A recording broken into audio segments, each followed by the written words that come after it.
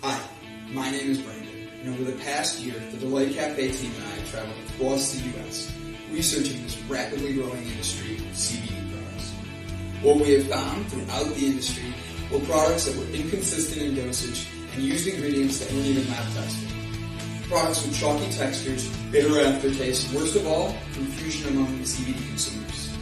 That's why we created Delight Cafe. A 15 milligram, lab-tested, all-natural, water-soluble hemp CBD powder pack. It's odorless, colorless, and tasteless. Add it to your favorite drink of choice, wherever, whenever, on the go. Quickly find your calm, your balance, your delight when you need it most.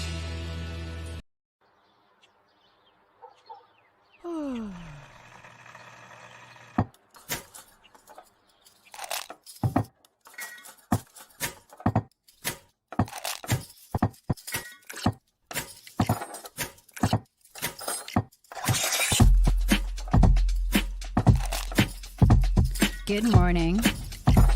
Good morning. Java Delight will uplift you. Stay tuned. The show is about to begin.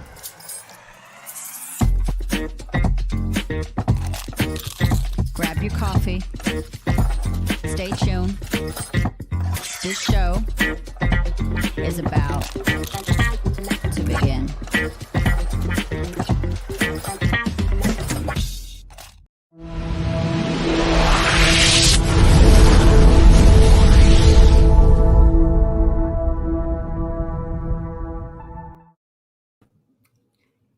Hey, what's going on, everybody? How are you doing today? My name is Gavin Kerr, and today I am here with the chillest, most relaxed, easygoing Brandon Croucher.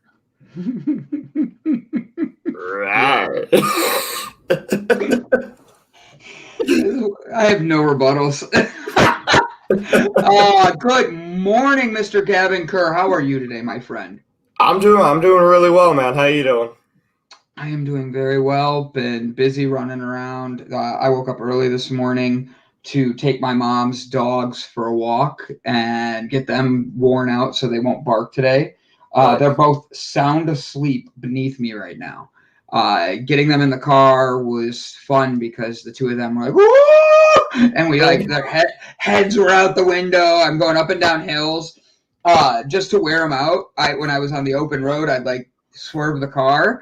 And both the dogs, like, it was just fun. Had a great time with them, and the dogs were they're tired now. Last night was a busy night. Got a bunch of things done, trying to get ready for Vegas. And today I have to head west. I'm going to be not far from you for a little bit today. I'll be out.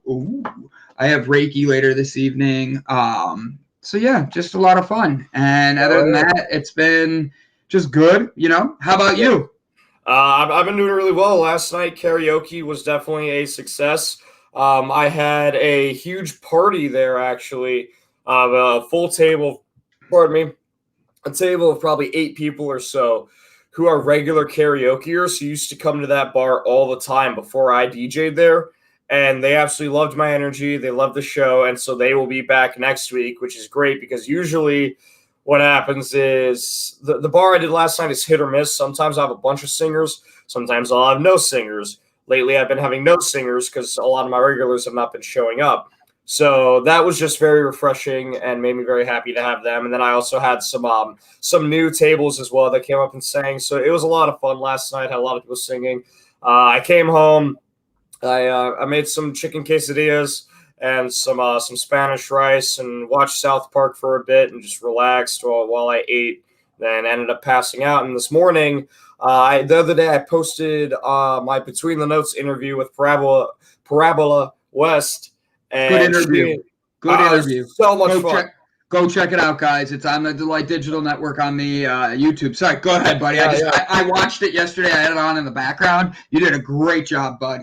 Thank you. Oh, it's so much fun. We're still talking to each other. We swapped emails, and we've been sending each other videos on YouTube. She's like my pen pal now. She's like my nerdy science wife, basically, because we keep sending each other pen pals it, or not pen, we keep saying straight YouTube videos of like theories of evolution and quantum physics and stuff like that. She sent me one this morning. So it's so great. That is awesome. You found yourself a new friend. I did. I'm so excited about it. Well, you can see in the interview, I can't remember who brought up. I think I brought up some kind of like theory, and her face lit up and my face lit up, and we're all like, we found our thing. And so that's funny. I remember that, but I had it more listening than I was watching. So that's pretty awesome, though.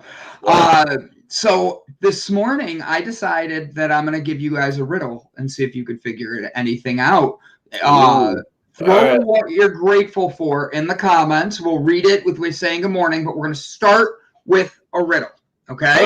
All right. So I'm going to give it to you one line at a time, and you see if you could figure it out. Okay? All right. You ready? Yes. I am free for the taking through all your life. Though given but once at birth, I am less than nothing. Any guesses? Say it again for me. Okay, you ready?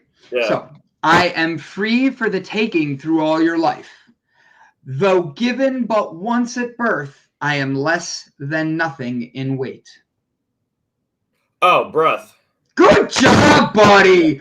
I didn't hear the weight. I thought it was breath, but then I didn't hear you say less than nothing in weight. Like I heard less than nothing, but I didn't hear in weight the first time you said it, so it threw me off. Very good. I had like 4 more clues because I was like, and they got easier. Like every single person can hold me, and I'm like, ooh.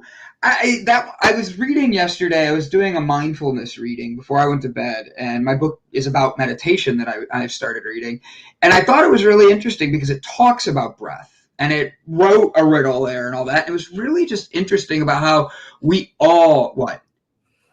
I'll be right back. Hold that thought. Am I supposed to just sit here?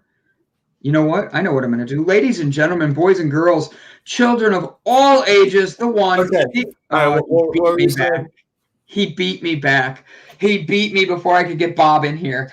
Is right. Like, yeah, now I want to know what you're doing. What'd you do, Gavin? I just have some riddles. That's all. Okay, I'll play. So I literally was reading it, and it's talking about, like, at first it's like every single person has it. And, like, in my head, I was thinking, like, wow, think about every person in the world.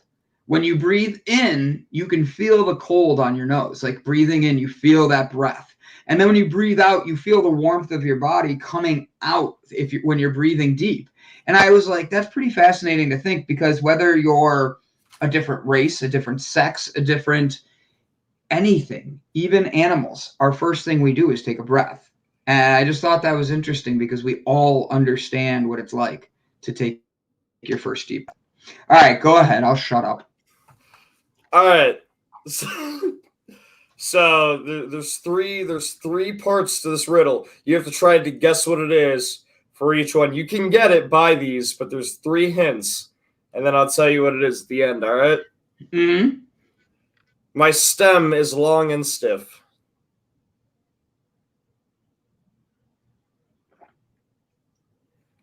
Okay. Little pricks are usually found in my bush.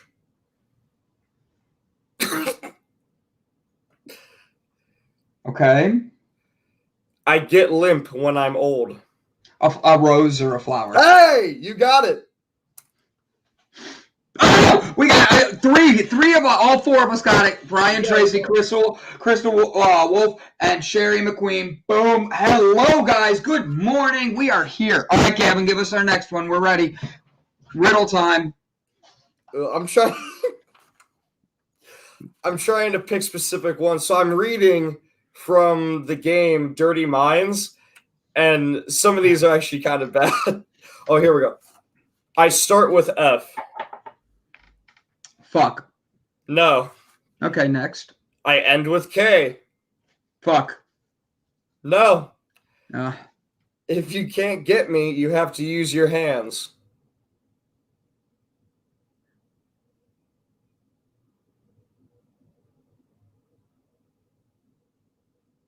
If you can't get me, you have to use your hands. Yes. Funk. No. I like how she wrote that though. I was like, "Ooh, that's a good one." Yeah. If you can't get me, you have to use your hands. Starts with an F, ends with a K. I don't know. What is it? A fork! Ah, there it is. Literally just hit me. Like right before I saw you take a breath. Like, That's funny. All right, I got one more for you. And this one, Bob Seymour should be able to get in the comments. Brian Tracy as well, if that tells you anything. Okay. I vibrate. I get a lot of fun, or I'm a lot of fun between your legs. Okay. I can handle 2 at a time. I think we have this one. But just in case, what's everybody's response? I'm curious myself. A scooter! A Harley Davidson, a scooter, a motorcycle. I will accept scooter, yes. A motorcycle, Harley Davidson, yes. You all got it. You all got it. I love it. Great job, guys. Great job. So today we have on Bob Seymour. He's going to be talking to us. He's been going through it a little bit. A motorbike. He's been going through it lately. He's had a rough couple days, but he still put on a smile on his face, and he was telling us stories. And I never knew how much Bob liked pie till this morning in the background. And like when you're willing to go out of your way for a specific piece of pie, that's a good piece of pie. That's all I gotta say. And he was so excited to tell us about it. I'm sitting there going, I love Bob. He's just this ball of joy, positivity. He's such a good guy. What was it? It was like some French silk chocolate cake or something, or like chocolate pie. And, he rode his bike 40 miles to go get a slice of it. Yeah, he's like, I was like, the only one that had it was 40 miles away, so I went and drove and got it. I'm like, But then again, I drove 20 minutes to get breakfast this morning. Yeah. Yeah, I was feeling a certain breakfast that I know where it is and how far it is. That's why I put the dogs in the car, because I know it takes them a minute. So I was like, while they're making it, I'll take the dogs for a run in the park, you know? I like that. Oh, dude, speaking of the dogs, I'm missing one. Well. I remember one time Crystal and I, we were together. We were starved. We were so hungry, but we were also really lazy and didn't want to make anything. And I also think we hadn't gone shopping in a week or so we didn't have a lot of groceries. And I ordered food from Goodfellas BBQ, thinking that it was 20 minutes away. It's more like 40 minutes away, and I didn't know that until I had already ordered it. And so it was a hunt to get this. So we're hangry, driving in the car, and I've never been there, so I start taking wrong turns, and she's starting to get snippy with me, and I'm like, I just want us to eat. I just want food. But then we get in the car, and I can't eat because I'm driving, and she's so polite that she doesn't eat until we get home either. Oh, that was nice. Are you the type of person who, when you go through a drive-through with somebody and there's French fries in the bag, are you the type of person who just reaches in and grabs one? Or do you leave them all alone? If I have a specific one, if everybody got large and I got a small one, then I'll take my small fries, yeah. No. I mean, there's a bag of food and you're the passenger. They hand the food over and you're the one checking to see if the food's there. Yeah. Are you the one that checks and goes, okay, for my fee, I'm going to take a French fry? Doesn't matter whose it's from. You just take a fry. Because that's me. I'm just the guy who I will always, if I'm in a passenger seat. I think sometimes I'm always driving. I'm never really in that position. I'm usually always the one driving people around. But no, I'll take people's fries now and again. Sometimes I'll do that when I'm DJing. I'll walk past tables singing songs and I'll just grab their French fries. How often are you threatened to be beat up for that? Never. Or is it people you know? Never. No, it's people that I can tell enjoy me performing. Like Okay, so it is different. I used to do that at Olive Garden too. Like I would sit down and eat breadsticks with customers when I was serving tables and stuff like that. Like, Really? oh yeah. Oh, I ate with people all the time. Yeah, or they get calamari. Ooh, they changed the recipe. It pissed me off. But they had an awesome calamari recipe at Olive Garden one time when I was serving, and I used to sit down with my customers and just smash on their calamari with them while we would just hang out. Oh, that's funny. That's awesome. Yep. Sherry McQueen said she'd drive an hour and 45 minutes for food I love. I don't know what my distance would be for where I draw the line on food. You know what I mean? Like, how far is too far for a good meal? I guess it all depends on how hungry I am. Okay. Like, so would you drive all the way out here to come have lunch if I had a good place? Yeah, absolutely. Okay. I have done that for breakfast. I know. So I'm getting a frame. So like, would you drive to Akron, which is about an hour and 40 minutes from you? It's about an hour and 20. Yeah, if I have a reason, I'd be more inclined to go to Akron or like a further distance if I'm going with somebody. Got it. That makes sense. Like if you were like, Gavin, I want to take a trip to Akron. There's this crazy restaurant I want to try. I'd be like, all right, let's go. Let's do it. I gotcha. So what are your plans for this weekend, buddy, before we dive into the show and start effing around with Bob and all that? What are your plans for the weekend? Other than working on music, doing karaoke, and taking care of the house. Oh, I bought supplies for another hammock. I'm going to build a second hammock in the backyard. So now I can have a hammock buddy if someone decides to come over and wants to chill. But today I'm going to be at Hatfields tonight, doing karaoke from 8 to 11. Tomorrow I'm in a podcast. I'm going to be interviewed for music. Yes, I'm going to be interviewed for music. Podcast with the Mosh Pit Podcast is what it is called. So I'm excited about that. We're going to be talking about the new music that I've been working on. I'm going to send in some sample tracks for them to play and everything of the instrumentals, all that fun stuff. And then later tomorrow, I will be doing karaoke at Teams.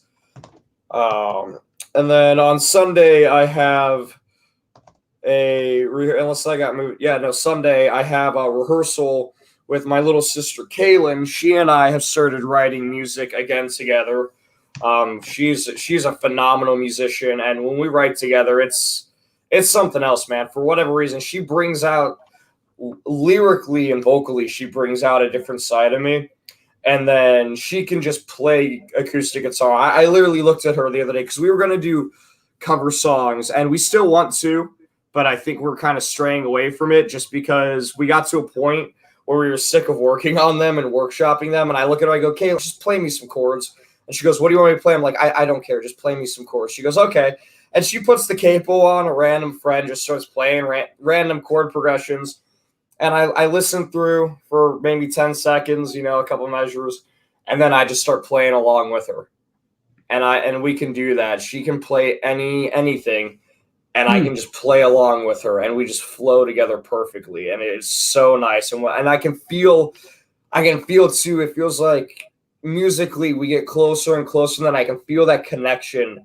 Like I know when we're in perfect synchronicity because she'll do like random stops or tempo changes or key changes, and instinctively I'll do the exact same thing at the exact same moment, and we will never like fall out of pace with one another.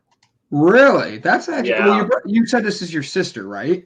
Yeah. Well, not like blood or anything like that, but yeah, adopted little sister. That's awesome, buddy. I think that would be amazingly fun, like to catch up with my sister like that and have like you and her have your own bond on that, and that's pretty stinking cool, bro. Yeah, well, that's how our love for each other really built. We were musicians. We have a lot of like the same political and like philosophical beliefs too, but we found that out after because we did like the first like little introductions, but what really like set the grounds for our relationship was music and how we were able to just like mess around and flow together. Really? That's pretty Yeah. stinking cool, buddy. That really is pretty stinking cool. Yeah. But yeah. Sorry, my mechanic just texted me, and like I told you yesterday, anytime somebody texts, it goes right over my screen. So I'm like getting ready to say something, and he's canceling on me, and I was like already in my schedule to drive to him. I'm like, you know that feeling you want to knock someone out, but you can't right away. You're like, "Ugh!" And I can't do it. I've had that feeling before. Yeah. It's been a long time since I've had that feeling, but yeah, I do know that feeling. I've literally planned this thing for 3 weeks, and the guy's canceling on me the day of, and I'm like, oh, I'm gonna punch you.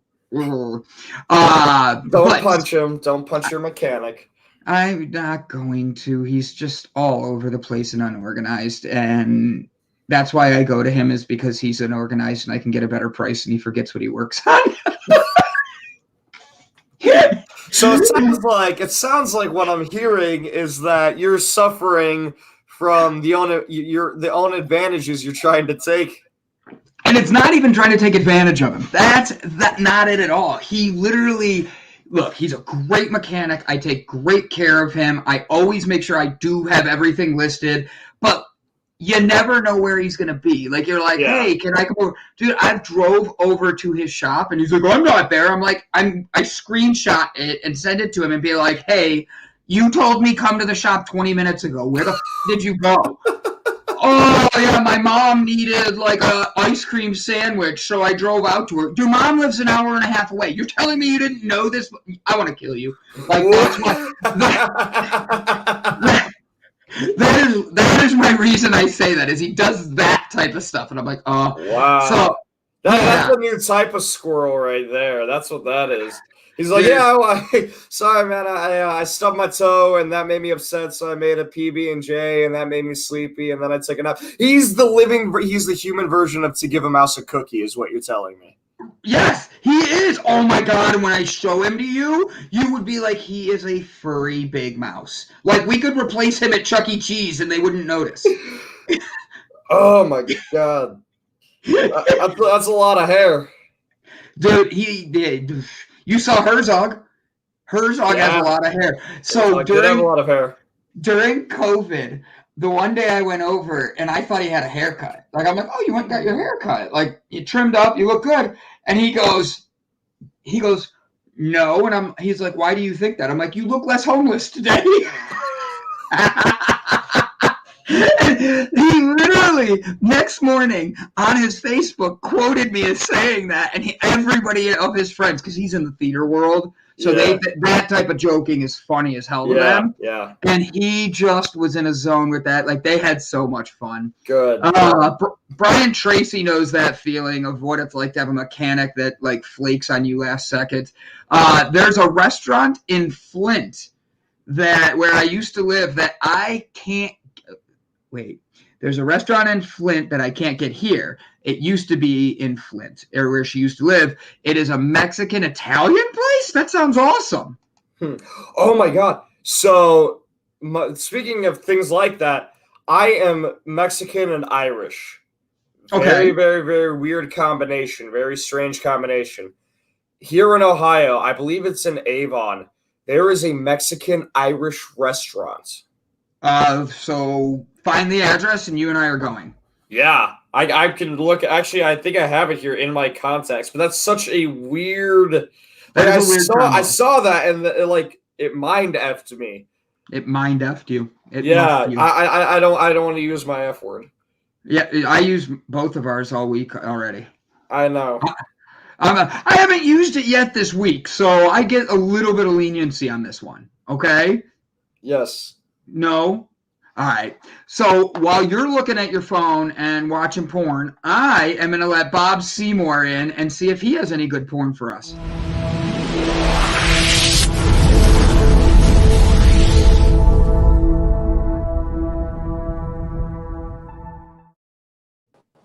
Good morning, Bob. How are you, my friend?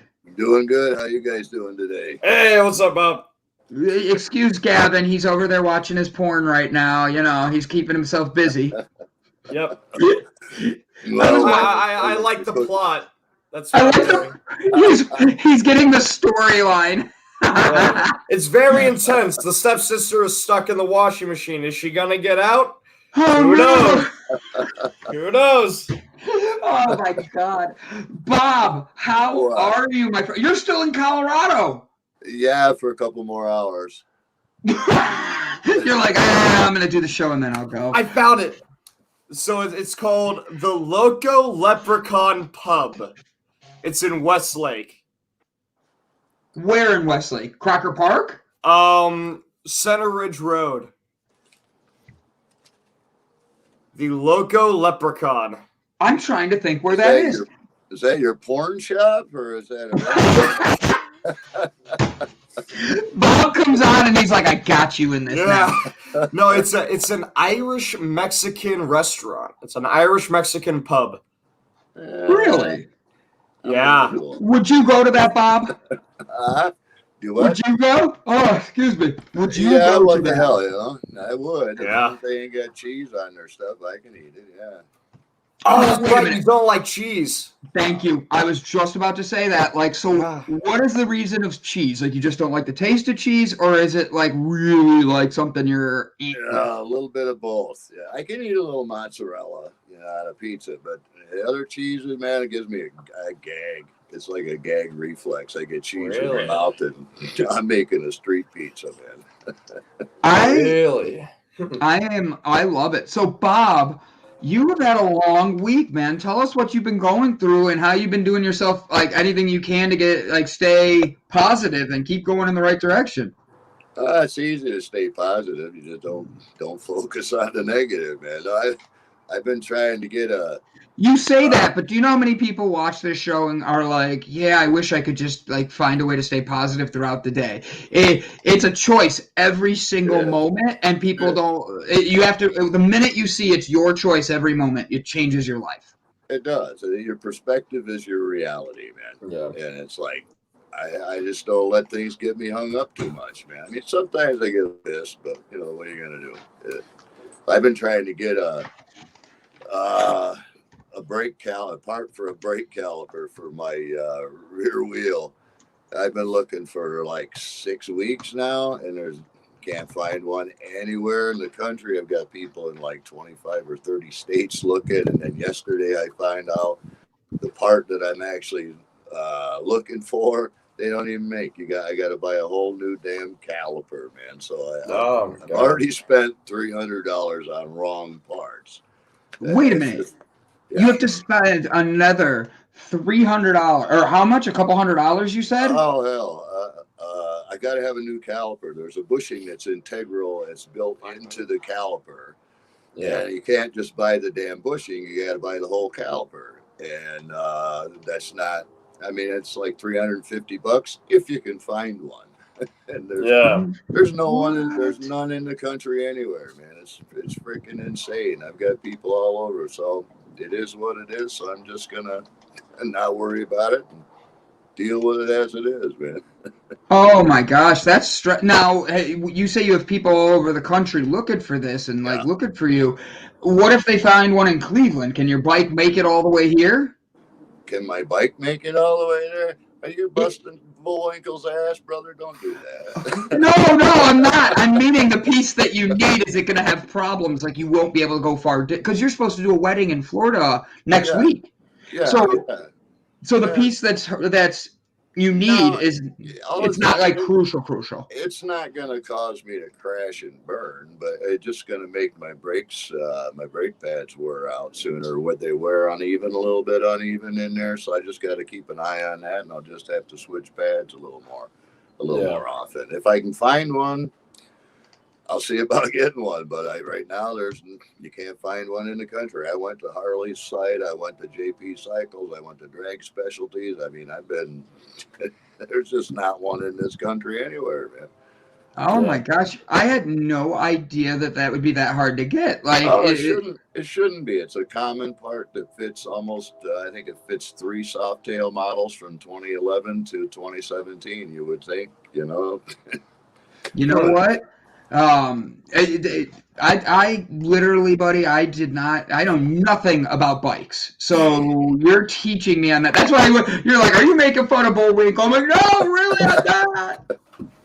You have a puppy coming from behind you. Who is the puppy? That's Gruntley. Did you say? His name is Stitch, but he grunts like a little pig, so I call him Gruntley Mongrelli. I love it. Is that a French bulldog? Yeah.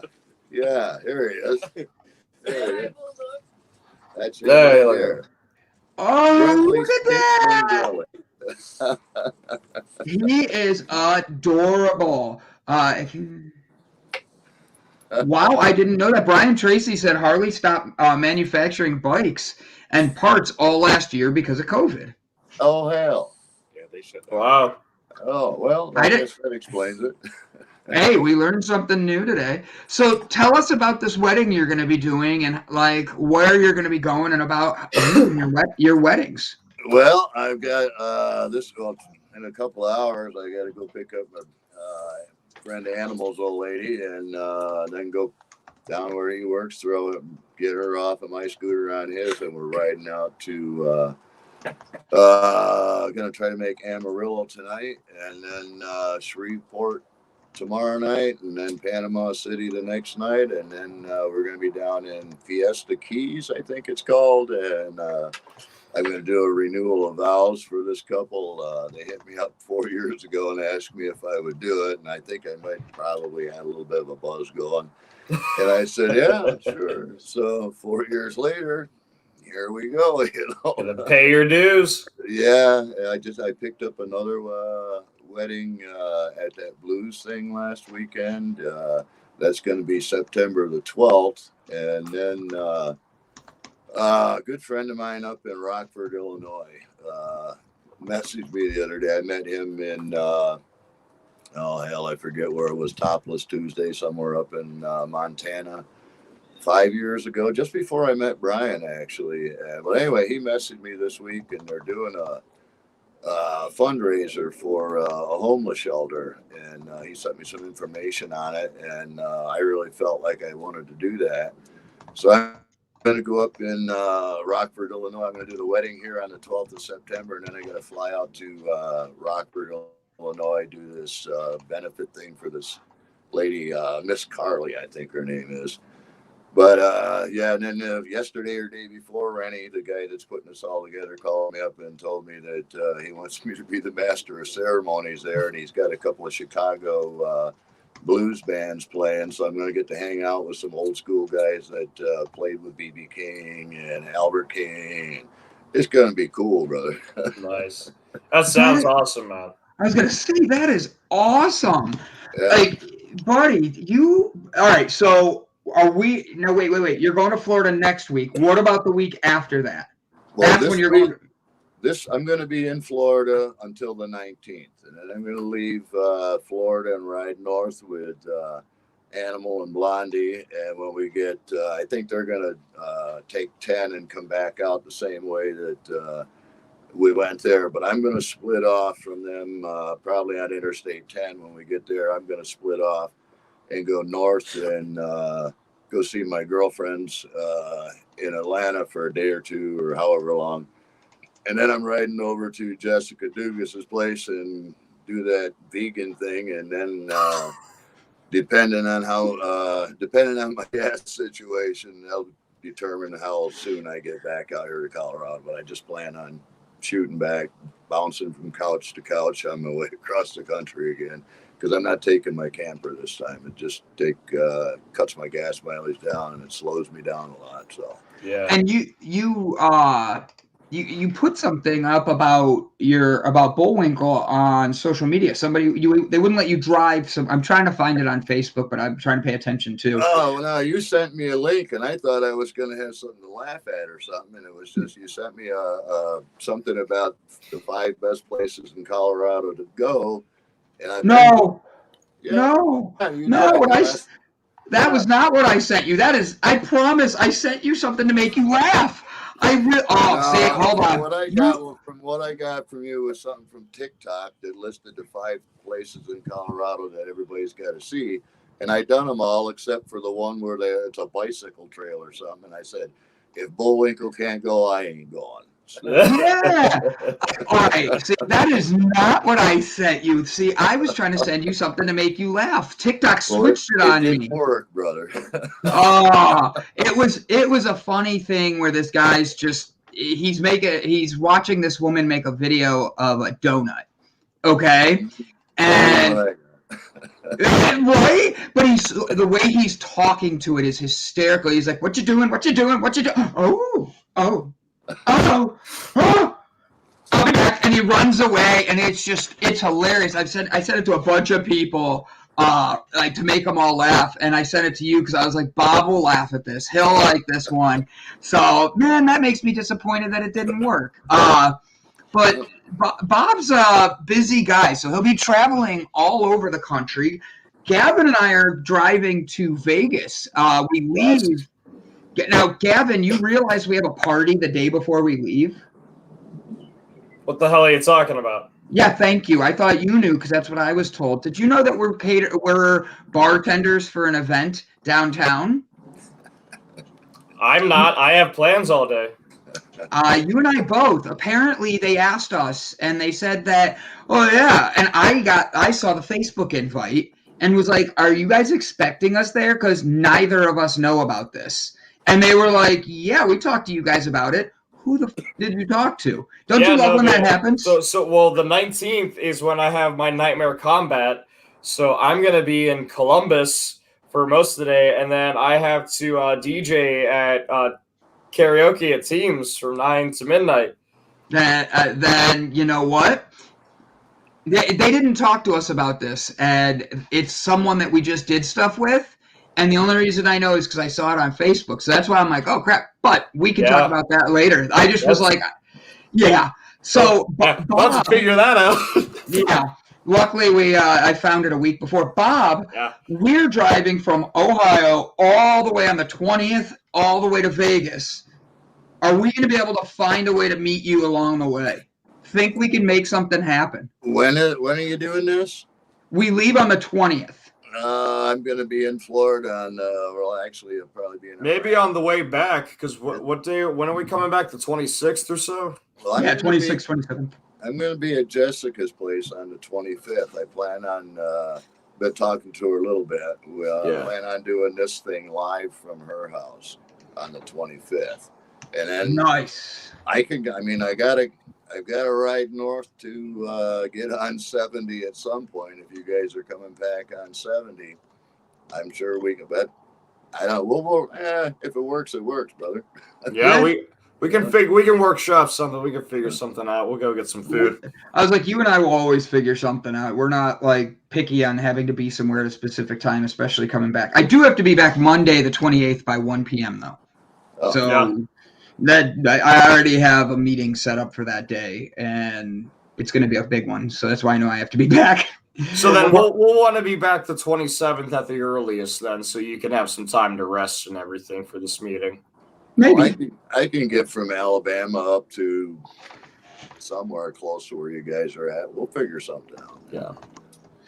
I love it. So, Bob, what are you up to this weekend? Just driving?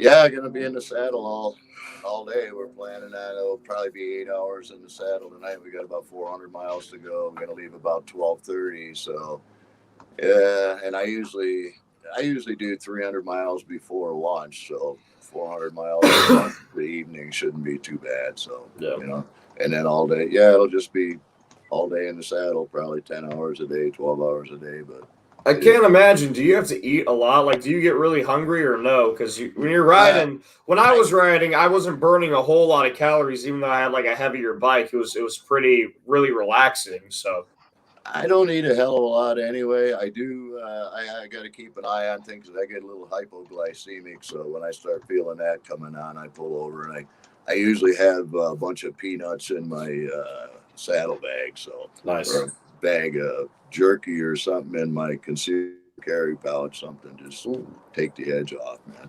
So I got you. I don't eat a hell of a lot. I mean, That's I try to eat one decent meal a day, but my problem is I don't sleep, man. I got insomnia so damn bad.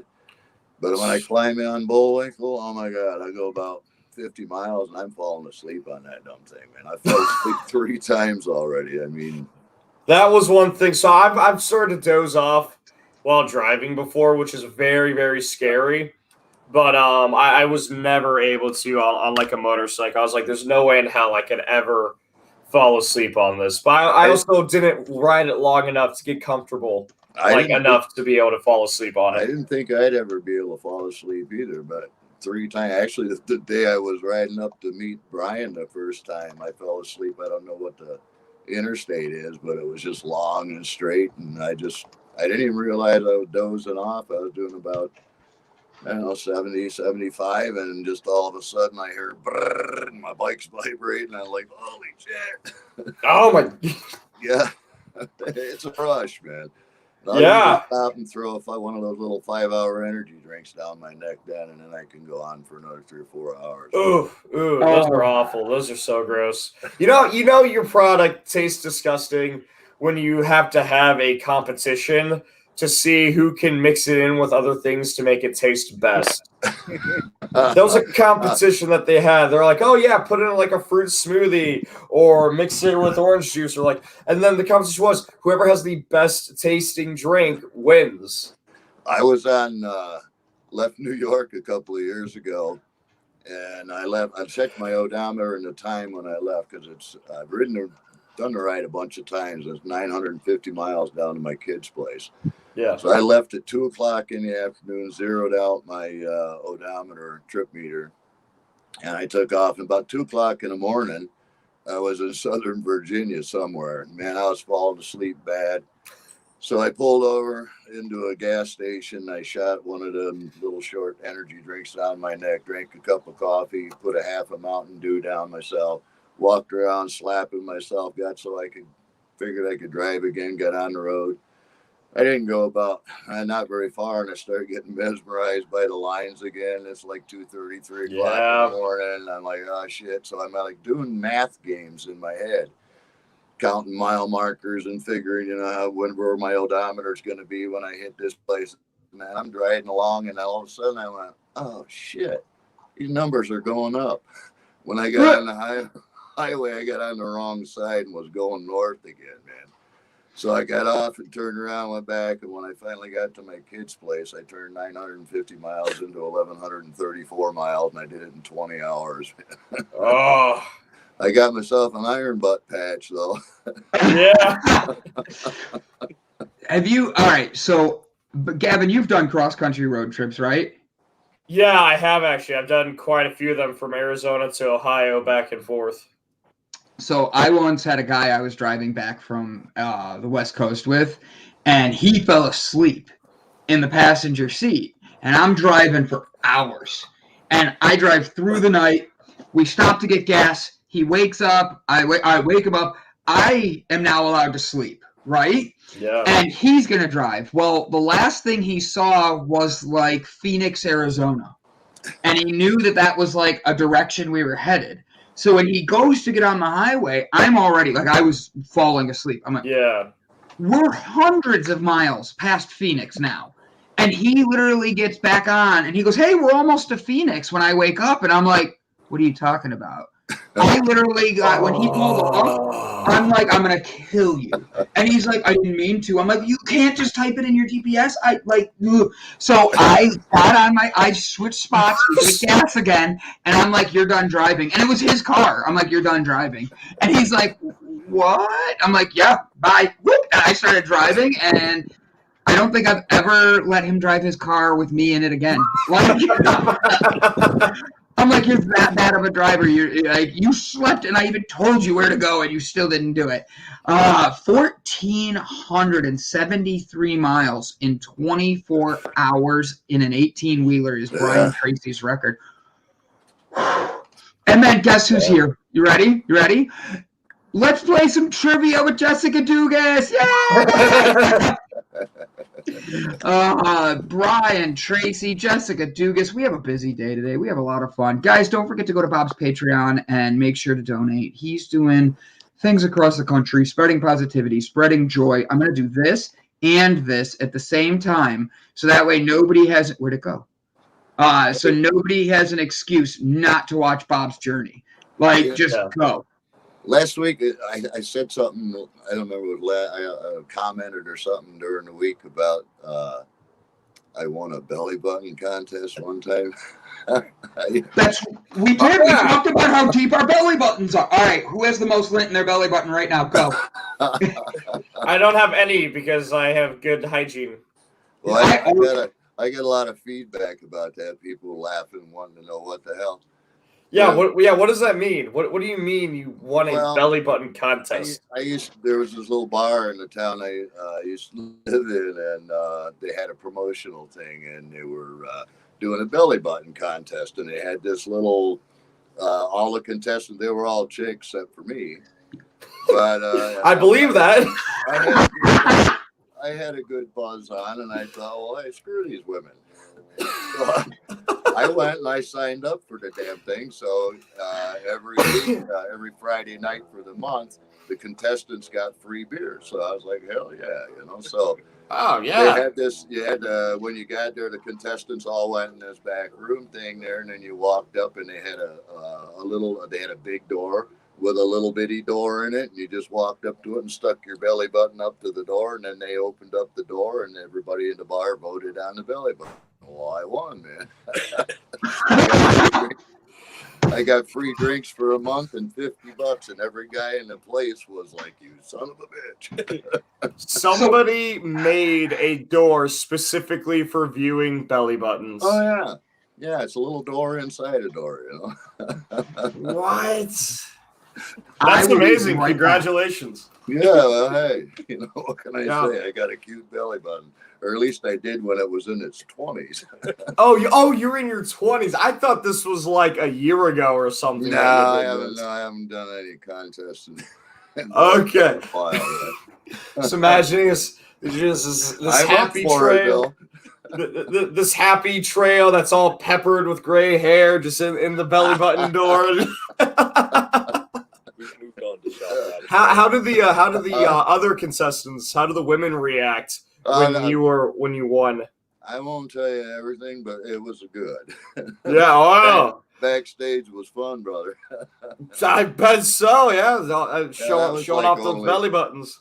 I was only like 21 or 22. I just got out of the Marine Corps, so that was a little bit on the wild side. It was a good time. There you go. I like that. I like the thought of you like just in the Marines, kicking ass, doing crazy stuff, and then as soon as you get out, just showing off your belly button. What are you gonna do, Yeah, absolutely. I shot at free drinks for a month, and I went for it, man. Was it unlimited drinks, or was it like you get like 2 drinks a night kind of thing? No, they did an unlimited thing because they thought it was going to be all chicks. But yeah, they were expecting lightweights. Yeah. Yeah. I'm a lightweight, man. 2 shots and I got a buzz, man. Well, there you go. There's nothing wrong with that. There's nothing wrong with being a cheap date. Like, let me tell you. Hell no. Yeah. Like that's actually that is a that's an actual like kind of like a turnoff for me when I am like if I'm like talking to somebody and I know that they're like a heavy drinker or like partier. I'm not about that. I really am. Not. I enjoy somebody who can handle their alcohol, but I don't enjoy people who go crazy with their alcohol. I don't go crazy. If I'm riding, it ain't happening. I'll do a couple shots, but I'm drinking a tall glass of water. Every 2 shots I have, I'm having a tall glass of water. And I back off 45 minutes or so before I have to get on the scooter. Now, if I'm riding in somebody's car, I may have 4 or 5 or so. Yeah. You're not operating a vehicle. You don't got to worry about it. I said you're not operating a vehicle, so you don't got to worry about it. No. That makes sense. No, and I don't get to cut loose a hell of a lot, so when I do, I like to do it, man. Yeah, no, I completely understand that. The way that like I would drink is basically around the holidays. That's it. Like if I'm at like a party or something socially, or like the only time I'd ever drink alone is if it was like a small glass of bourbon or something like that at the end of a long day on the weekend. Yeah. That I really enjoyed. Yeah, or like something like with dinner. Like if I made like a nice steak dinner, I'd have like a glass of bourbon with it. That was nice. Well, I never drink alone because I'm never alone, man. That's fair. I got Bullwinkle, and I usually have a flask in my saddlebag. I like to keep a little whiskey in there because when you meet club brothers on the road or just anybody on the road, offer them a shot, and if you got whiskey, you're a brother. Whiskey makes friends. Yeah. It really does. What is there an alcohol that you won't drink? Yeah, I've lost too many arguments with like Southern Comfort. I don't do schnapps anymore. I'm not real crazy about real sweet liquors because I've lost some arguments with them, and I can't even stand the smell of them anymore, man. I've lost arguments with them. So you're a Crown guy, but is it regular Crown or Crown? Can you do Crown Apple? I like just straight Crown, man. If I want something to taste like an apple, I'll eat an apple, brother. What about see, Crown Peach is amazing. Crown, give me that with like a splash of like ginger ale. Give me that with a splash of Sprite. Oh, I could drink those all night. I gotta tell you, my favorite drink. I was over in Jerusalem, and I got really sick, man. I mean, it just hit me like a brick. And one of the guys I was traveling with went down to the liquor store and got a bottle of bourbon and came back and made me a hot toddy. He told me, drink that down. It was like a triple shot and a cup of tea. He told me, drink it down, cover up, and sweat it out. And I did, and it worked. So I got sick at my boy's place 4 or 5 or 6 years ago, and I told him, make me a hot toddy. He didn't know what it was, so I said, it's bourbon and tea, man. So he came back with 4 shots and a glass of iced tea. And I thought, what the hell is it? But I'll tell you what, iced tea and bourbon is a great mix, man. Holy cow. He's 100%. He's 100. So I drank one. He went to work. He took off a day Wednesday to go fishing. So Monday, I'm sicker than hell. So I drank one. I'm wearing a black hood and sitting out in the sun in Alabama. I'm trying to sweat this thing out. And I drank the second one. And my boy called me. He said, how you doing, Dad? And I'm like, oh, I'm still feeling pretty rough, man. So I drank 2 more. And he called me a couple hours later and he said, how you feeling, Dad? And I said, I don't give a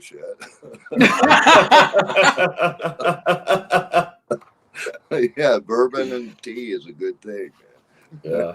I'll have to try that someday. It is good, man.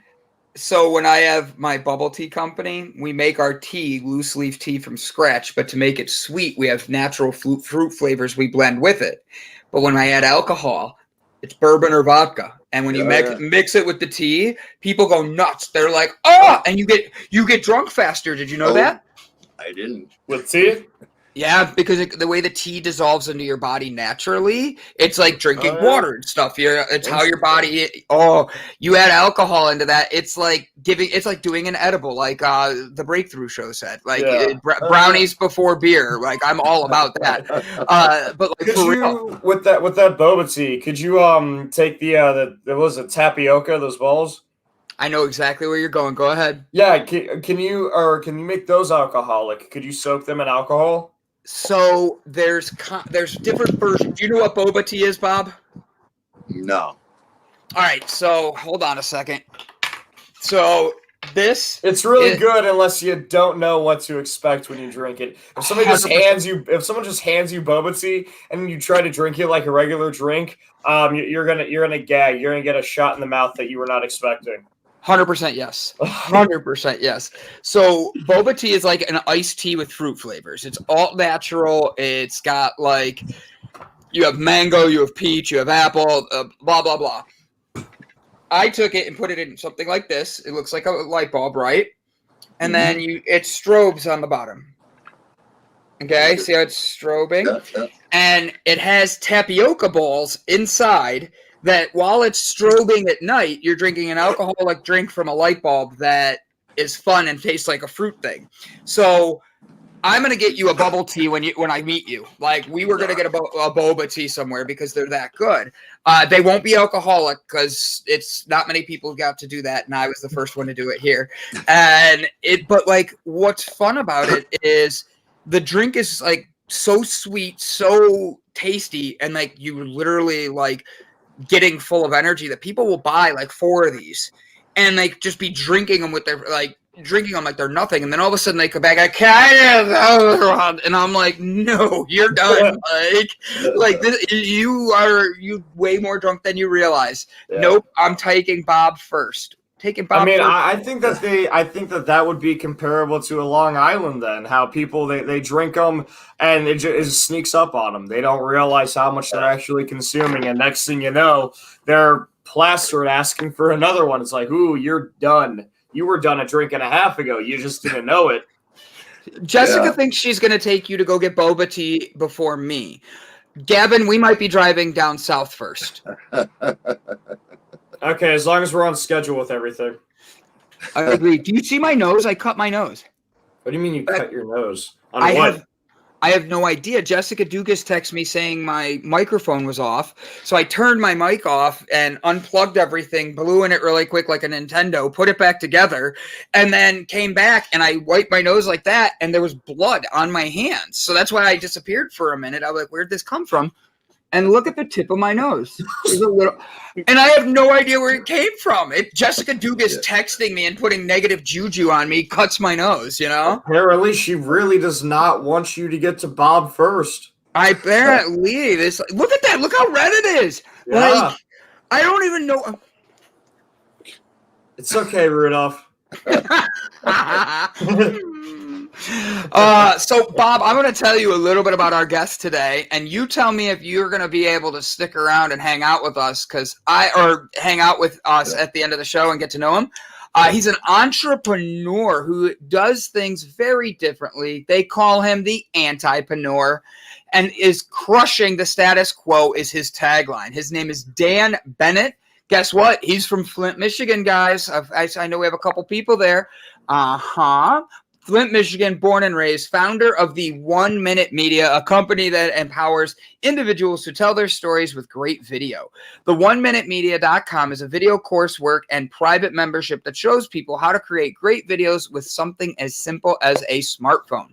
The private membership group includes other students, alumni who have been there before and had success, and video professionals to help you every step of the way.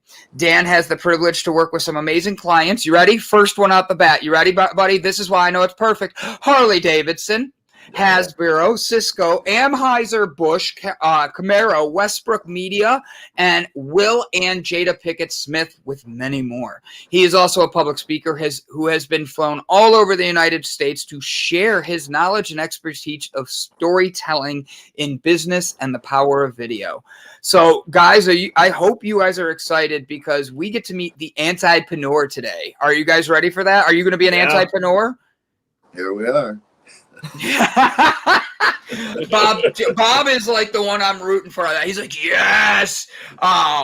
Listen, I'm trying to save people's ears from the squelching mic, and she says it was mine, and I didn't notice anything. Your mic has been very hot lately.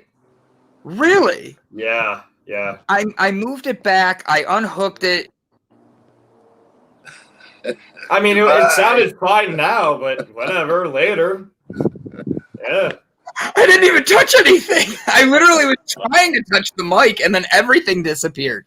That's funny. Yeah. So, whatever. Shut up. He really grew up and born in Flint, Michigan. What's his name? Well, his name is Dan Bennett, and he'll be here any minute. You can, Sherry, go after him. See if he's someone you went to high school with. Yeah. Yeah? Bob, give him the Flint test. Ask him if he's really from Michigan. Really grill him about it. I have nothing after that. How do you grill someone if they're from Flint, Michigan? I don't know. That's something that you ever see people do that, though, when somebody says that they're from something or they like something, like a band or something like that, and then everyone else is like, oh, there's always that one guy like, oh, really, you like this band? Name 3 songs that aren't the 3 most popular songs. Like, yeah. you like Journey? Ooh, name me a song, or the Don't Stop Believin'. Like, don't stop. From Michigan, he's got to be an Uncle Ted fan, right? I don't know. What's Uncle Ted? I don't know Uncle Ted. I don't know Uncle Ted. Yeah, teach us, Bob. We're not from Flint, Michigan. Ted Our Nugent. guest isn't even here. Oh, Ted Nugent. Uncle Ted, man. Oh, I've never heard him called that. I have not either. hell. Have you watched his show, Oh, a lot, yeah. The Ted Nugent Project?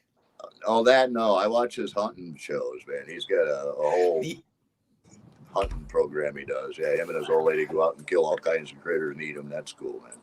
He does that, and he did this one. God, this has to be 20 years ago now. He brought a bunch of people onto his property, and they had to sign waivers that they're not going to sue him. And then he'd go hunt them. And I don't mean like gun, like shoot, but like he'd be in a helicopter, and you know those things they use like in the military where like they shoot and it's like a web that wraps you up and all that. He would be like attacking people. He'd be like boom, and he'd be hitting people with it for real. Like he would. Oh, dude, I gotta would be see, hunted. I'd like to pull the trigger on a couple of them. There, we get a bunch of politicians out there. Hell, I mean, I like for real, man. I'm gonna take that M79 grenade launcher. See, and that's why you're not getting the show. See, that sounds like a blast, honestly. Though, like if you went to like, so there are outdoor. I believe most of them are outdoor, like airsoft and paintball ranges and stuff like that, where you go to do paintball fights and stuff. If there was a place where you could go and have like people hunt you like that, or they had like special like guns and like the nets and stuff that they could shoot out at you, that'd be so much fun. In all honesty, I would totally sign up for that. I would love to see if I could avoid being hunted down by somebody. I think it'd be ball, man. Yeah, that'd be a blast. I would want to hunt as well, but I feel like there's too many like liabilities that would go in for that. Like maybe if I could get a job there and go through the training process, that shouldn't be something you can just sign up to do. Your expensive adventure, boy. Yeah, right. But I would love to be hunted. That sounds like a lot of fun. It sounds crazy. You can probably arrange that. Why don't you come up to Sturgis, man? I'm sure we could get a hunt going, man. There we go. Oh, man. So, Bob, it's always a great time to have you come in. Uncle Ted is someone we all now know who you mean. I've never heard Ted Nugent called that, but I am so excited that I got a new name for him. Bob, I know you're going to be hanging out in the background. I love that you're joining in. Guys, do not forget, go support Bob by clicking on his Patreon and helping him get across the country by spreading delight and joy for everybody. We're here for you, Bob, sending you good vibes. Ladies and gentlemen, we just read his bio and talked about he is the Antipreneur. He is crushing the status quo by not following what everybody else is doing. He's from Flint, Michigan, and the CEO of 1 Minute Media. Ladies and gentlemen, please put your comments together and say hello to Dan Bennett. Oop, I hit the wrong button.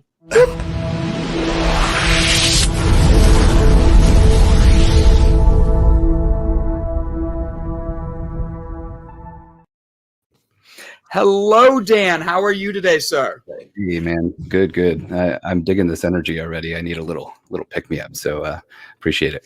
Absolutely. Welcome to the show, brother. Yeah, thanks.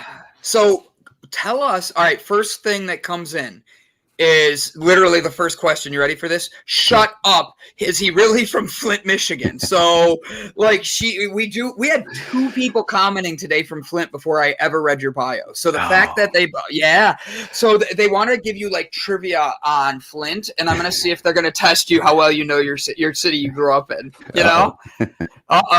So Dan, you are the CEO of the 1 Minute, I'm going to say it wrong because my cheat sheet's on the other page, the 1 Minute Media. Can you explain what that is a little bit, please? Yeah, so everything that I do is story development at heart. So there's a story for everything. And essentially I was doing a lot of corporate storytelling and video work for big companies that you would recognize. And it was fun, but being from Flint, Michigan, where there's a lot of micro companies and not a lot of budget, I was always looking at the gap between, okay, it's cool to work for this company and they got a big budget and that was fun, but how do I give some of the same messaging tools to small companies that can't afford to hire me? And that's kind of where 1 Minute Media was born, was just this thought of how do I bridge that gap? And it started in real life and then became a digital product over time. COVID had a little bit to do with that. And essentially it's just empowering people to create their own great video We're there to support them. Sometimes we edit, sometimes we help them with the story up front.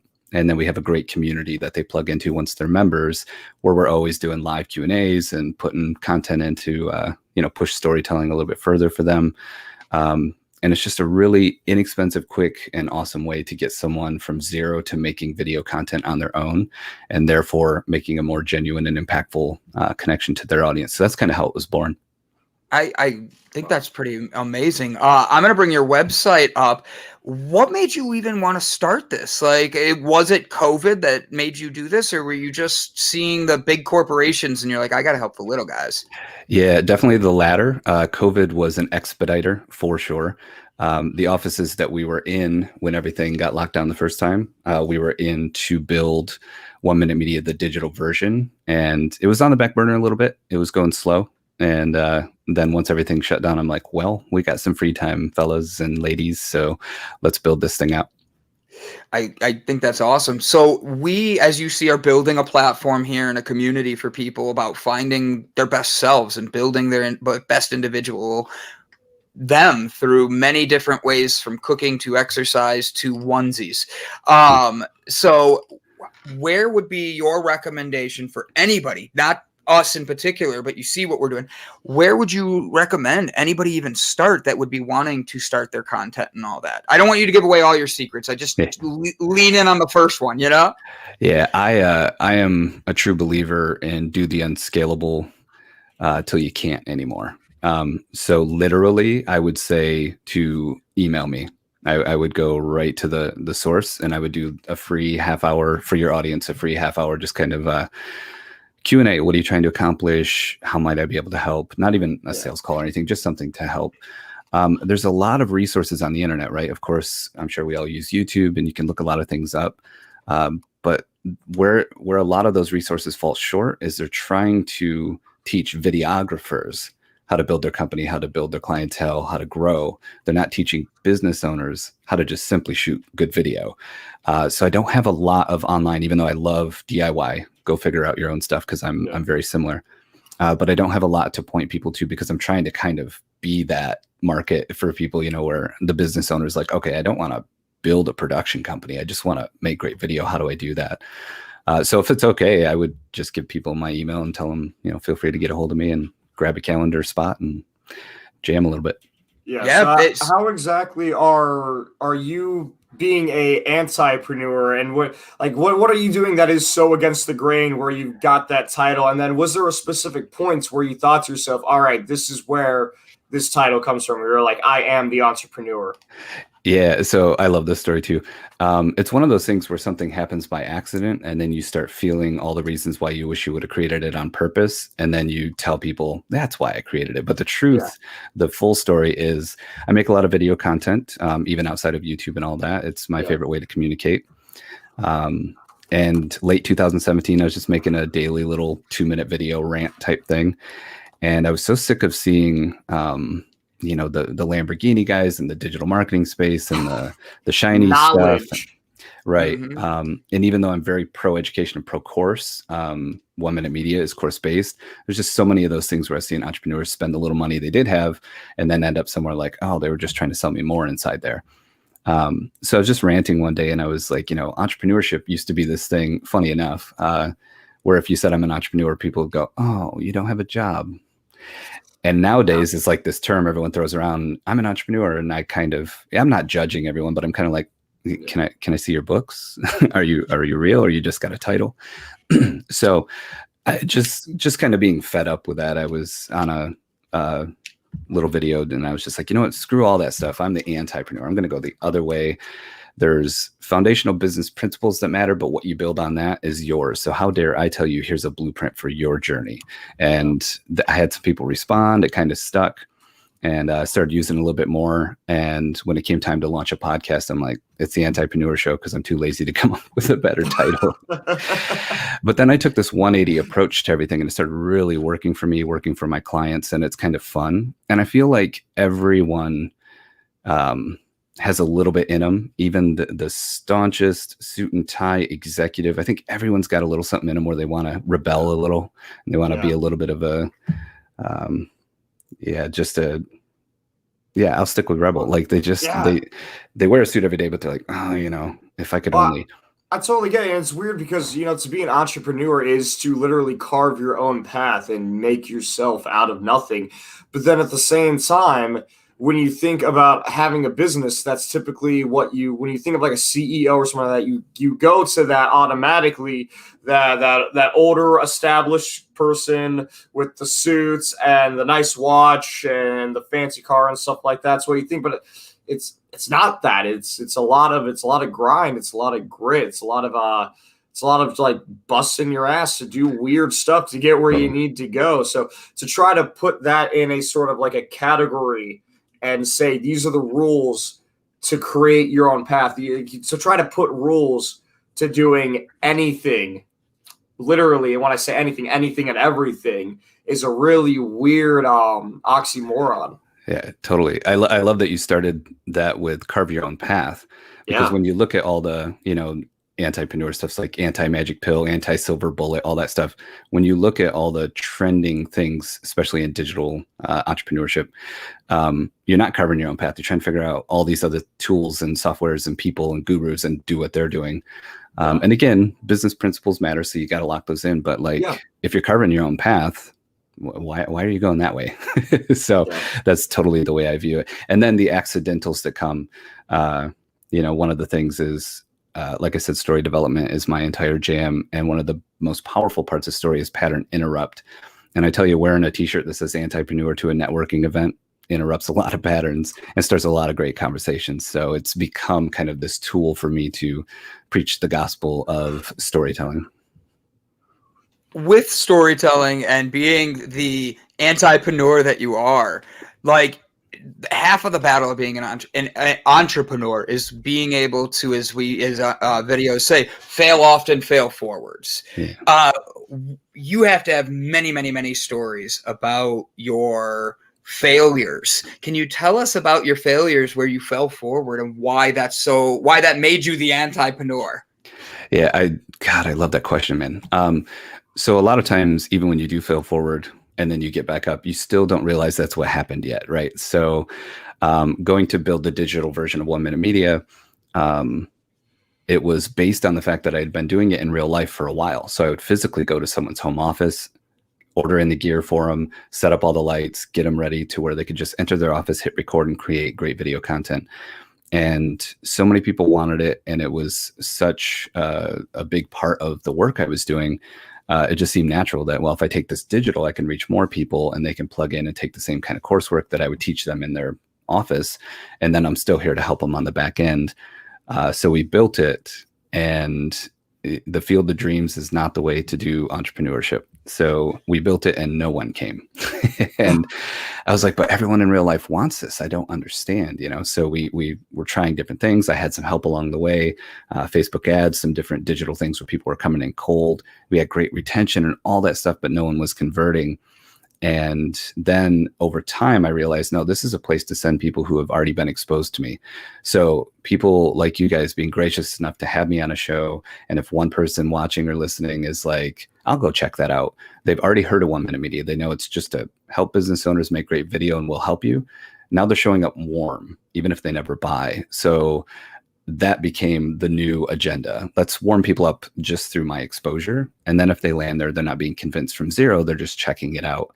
And that was the failing forward. The fail was building everything, the membership software, the website, all of the video work.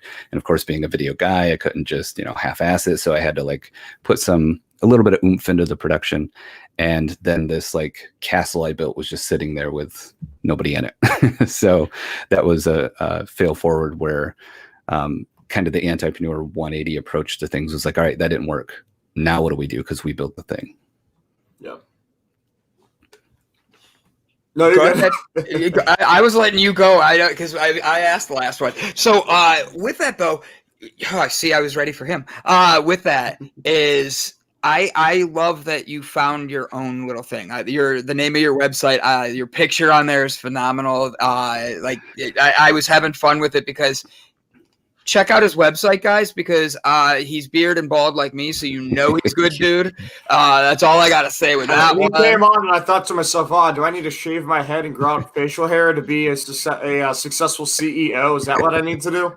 That's just the start, buddy. That's the first level of knowing you're going to do it or not. You're going to be a success. But you've got like a million things that people can do on here to help people. You like have public speaking, 1 minute media, with the generation of today being an attention span shorter than a goldfish, as they've said. Is that how you teach people to build their brand? By focusing on knowing that people's attention spans are short. You need to grab it, get to the point, and get to it quickly. That has to be a struggle for a lot of entrepreneurs because they think so much of everything else that they have to do. Yeah, and my website's a good example. It's probably a little bit too much on there, just being honest with you. And yeah, that does come into play with something as ancient and powerful as story.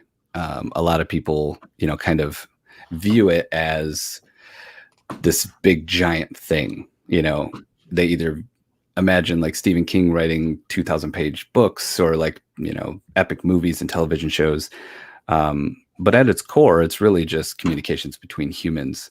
And I love the insight that you just brought because I haven't really thought of it this way until you just said it. But 1 minute media really was never about a 60-second video. It was about, we can get a great story in a short amount of time. So let's remind you of that. It doesn't have to be long. Now, long form content is awesome if you're really good at what you do. I love it. I do some of it myself. But it was just more of the idea. Let's get your story out there. Let's make it punchy and powerful. And then if people want to know more, they can go into the deeper stuff. So I love that you brought that up. Thanks. Do you have a favorite 1 minute video or like a 1 minute video that really stuck with you that you could share with us? I'll go, I'll see if I can do a twofer. It's a commercial. I'll compare two commercials. So they're shorter. They're usually 30 seconds. And these are things you'd see probably at last year's Super Bowl and stuff. But it's also something that's really powerful about story, and that is conflict. A lot of business owners, individuals, even people just in regular life, just want to show you all the features and benefits and shiny stuff. And I'm one to push my my clientele to go like show a little dirt under the rug. You don't have to air all your dirty laundry, but lead with conflict. Give people something to get behind and root for. So my example of that is, you'll see like a Lincoln Navigator commercial and Matthew McConaughey is like shooting pool in some random house. And then he just leaves everyone there and goes in his truck. And then the next commercial, he's fishing at some iced over lake. And every time I see one of those commercials, I'm like, what did I just watch? Like it seems like a perfume commercial or something, Yeah. And, Lincoln sells plenty of Navigators, so it's not like it's not working. But then I'll look at a Subaru commercial, and one of their latest ones, a dad's out in the driveway. I think he might be washing the car, doing something, and he's reminiscing about a car crash, and you see the wrecked car steaming, just sitting there in the driveway. And then his little daughter runs out, and he looks over, and he's interrupted, and he comes back, and it's the nice new Subaru that he replaced that wrecked one with, and he was able to replace it because everyone lived through the crash, because there's so much about safety. Yeah. Those two things juxtaposed, I always lean towards story. It's like, wow, you just took me into your world. I can tell without you even saying so that you crashed. Everyone lived, even though it was traumatic. You're happy you have a new one, and it's safer than the old one was. Yeah. So that's kind of how I approach that sort of thing. And that's one of my favorite short format kind of videos I've seen in the last year or so. I think a lot is said in those two commercials too. Like you have the Matthew McConaughey one where, and just by the casting, you can already tell they're trying to sell to either a younger audience or an audience of older gentlemen who want to have that young, sexy feeling to them, and they want to get like that cool car where they're gonna have adventures, they're gonna pick up chicks, stuff like that. But then and that's why there doesn't need to be a story at that. There just needs to be flashy and nice imagery. And then with the other one, like you said, you were able to get into that mindset of, I'm so grateful that we survived this. And it's all thanks to the Subaru that I have my family, I have my life, I have my kids. And that's, they're marketing more. They're giving that emotion that they're marketing to the family man. And then the soccer moms, people who want to just enjoy their life because they don't need to go out and do crazy things anymore. Yeah. And you know what I really love about it? Automobiles in general, they're talked about in marketing all the time as no one really looks at one as a way to get from A to B, because if all we cared about was the transportation and safety, we'd all buy, say, Subarus or whatever. But Subaru does it so well that it's like, maybe we can get closer to the core of what is important about a widget, a product, a service. And I'm always on that journey just to make it as simple as possible, as, you know, impactful as possible. And that's definitely not always shiny and big and explosions. You know, sometimes it's just a simple narrative. Yeah, absolutely. Absolutely.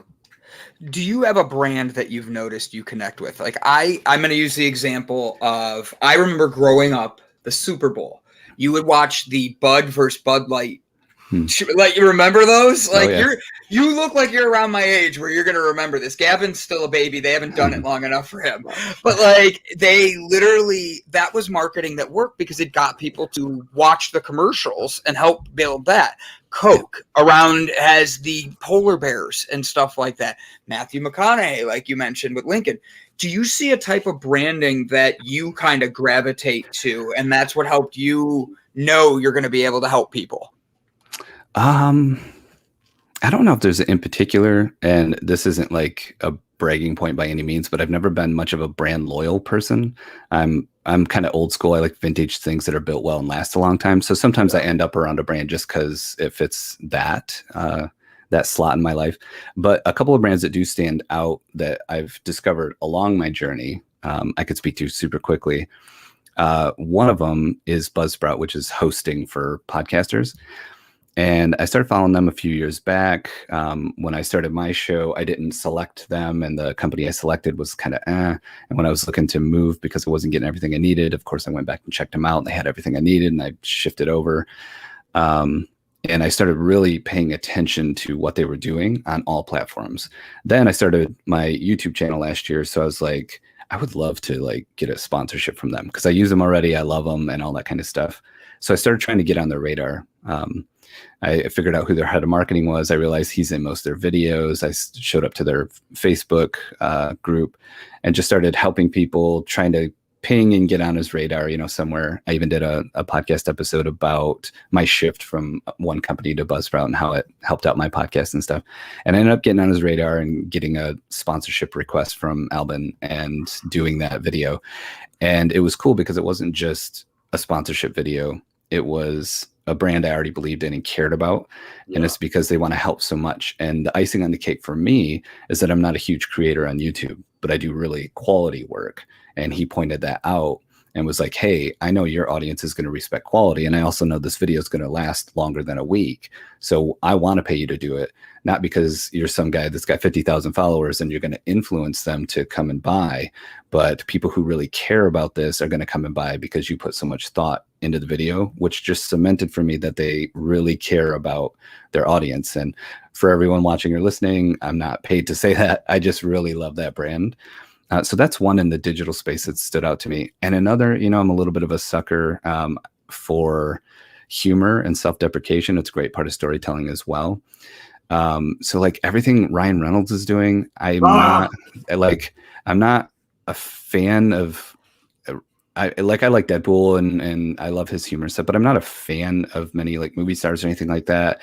But his approach to, you know, Aviation Gin and now the Mint Mobile stuff, it's like a breath of fresh air for someone like me, because I'm like, oh, he's not trying to be something. And even if this is a total put on, it's so different and juxtaposed to what you normally see on TV that it's like, oh yeah, I like Ryan Reynolds stuff. So those are two brands that I think that he is being truly himself in that, just because of if you watch any role that he's ever done, whether it's a serious movie or a comedy or whatever, he's always kind of himself. He's always just playing a different version of Ryan Reynolds, in all honesty. And then if you watch him in interviews, he's just like that. Yeah, he's just always coming up with little quips and all these little jokes and self-deprecating puns and things like that. So I completely agree and understand that. Have you tried his Aviation Gin yet?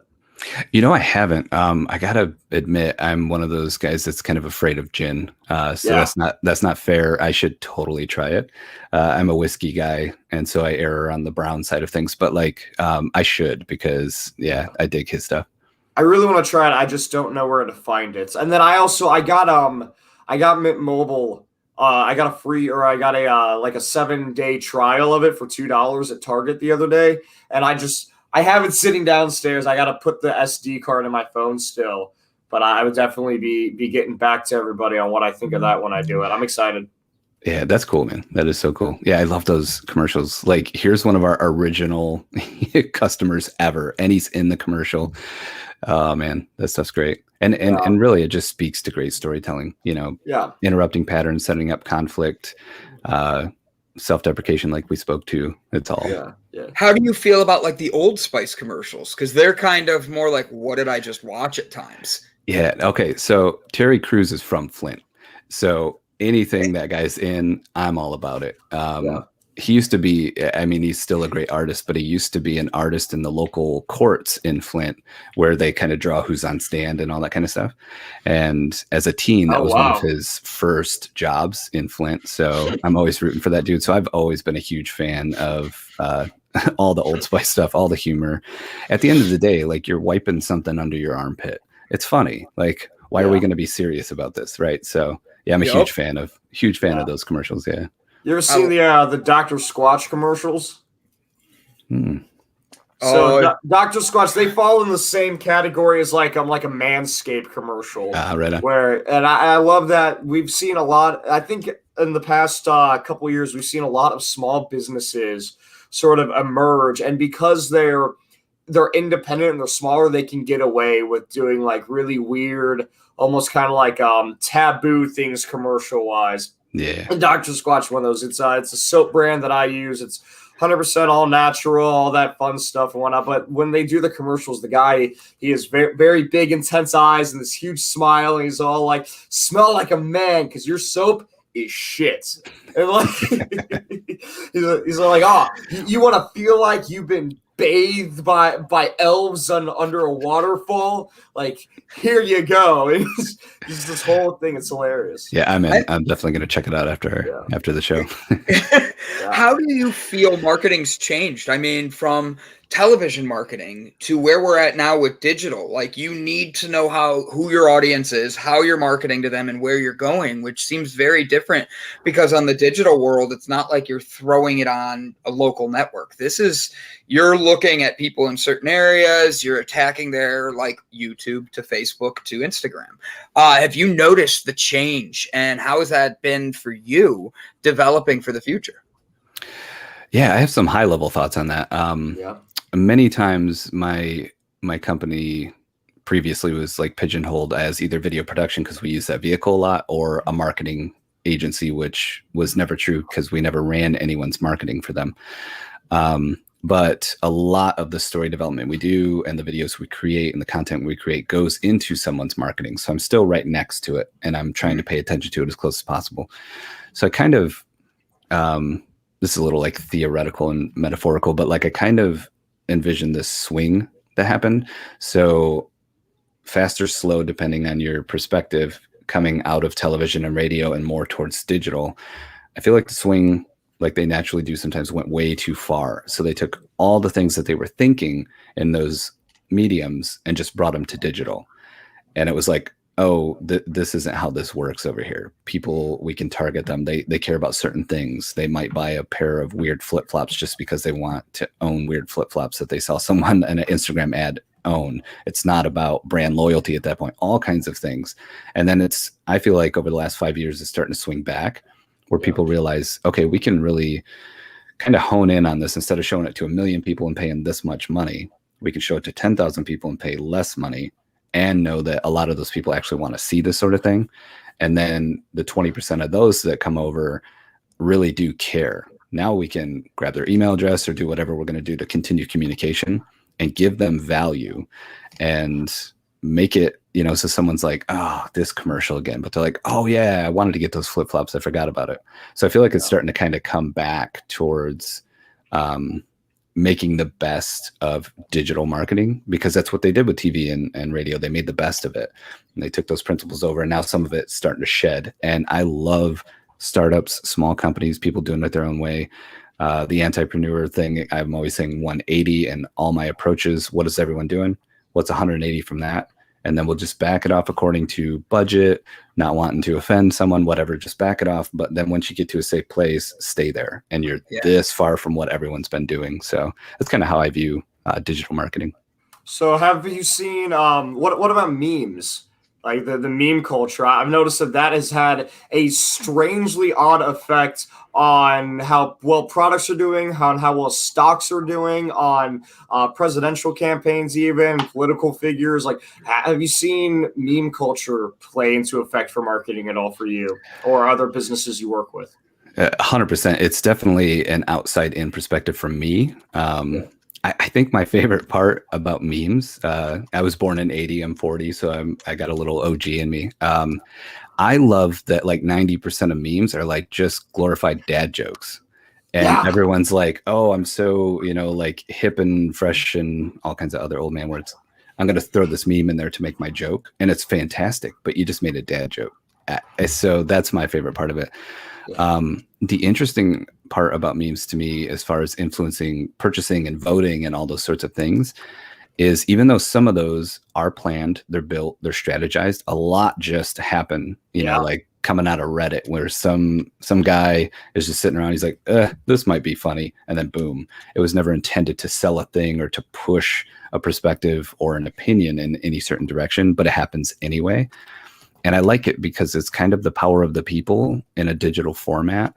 It doesn't always go the way that you want, I'm sure, but I think it's cool that influence happens from the masses instead of from media or the big budgets that are, trying to get in front of eyeballs. Yeah. Have you noticed that your business has been growing because of COVID and people needing to find a way to do digital?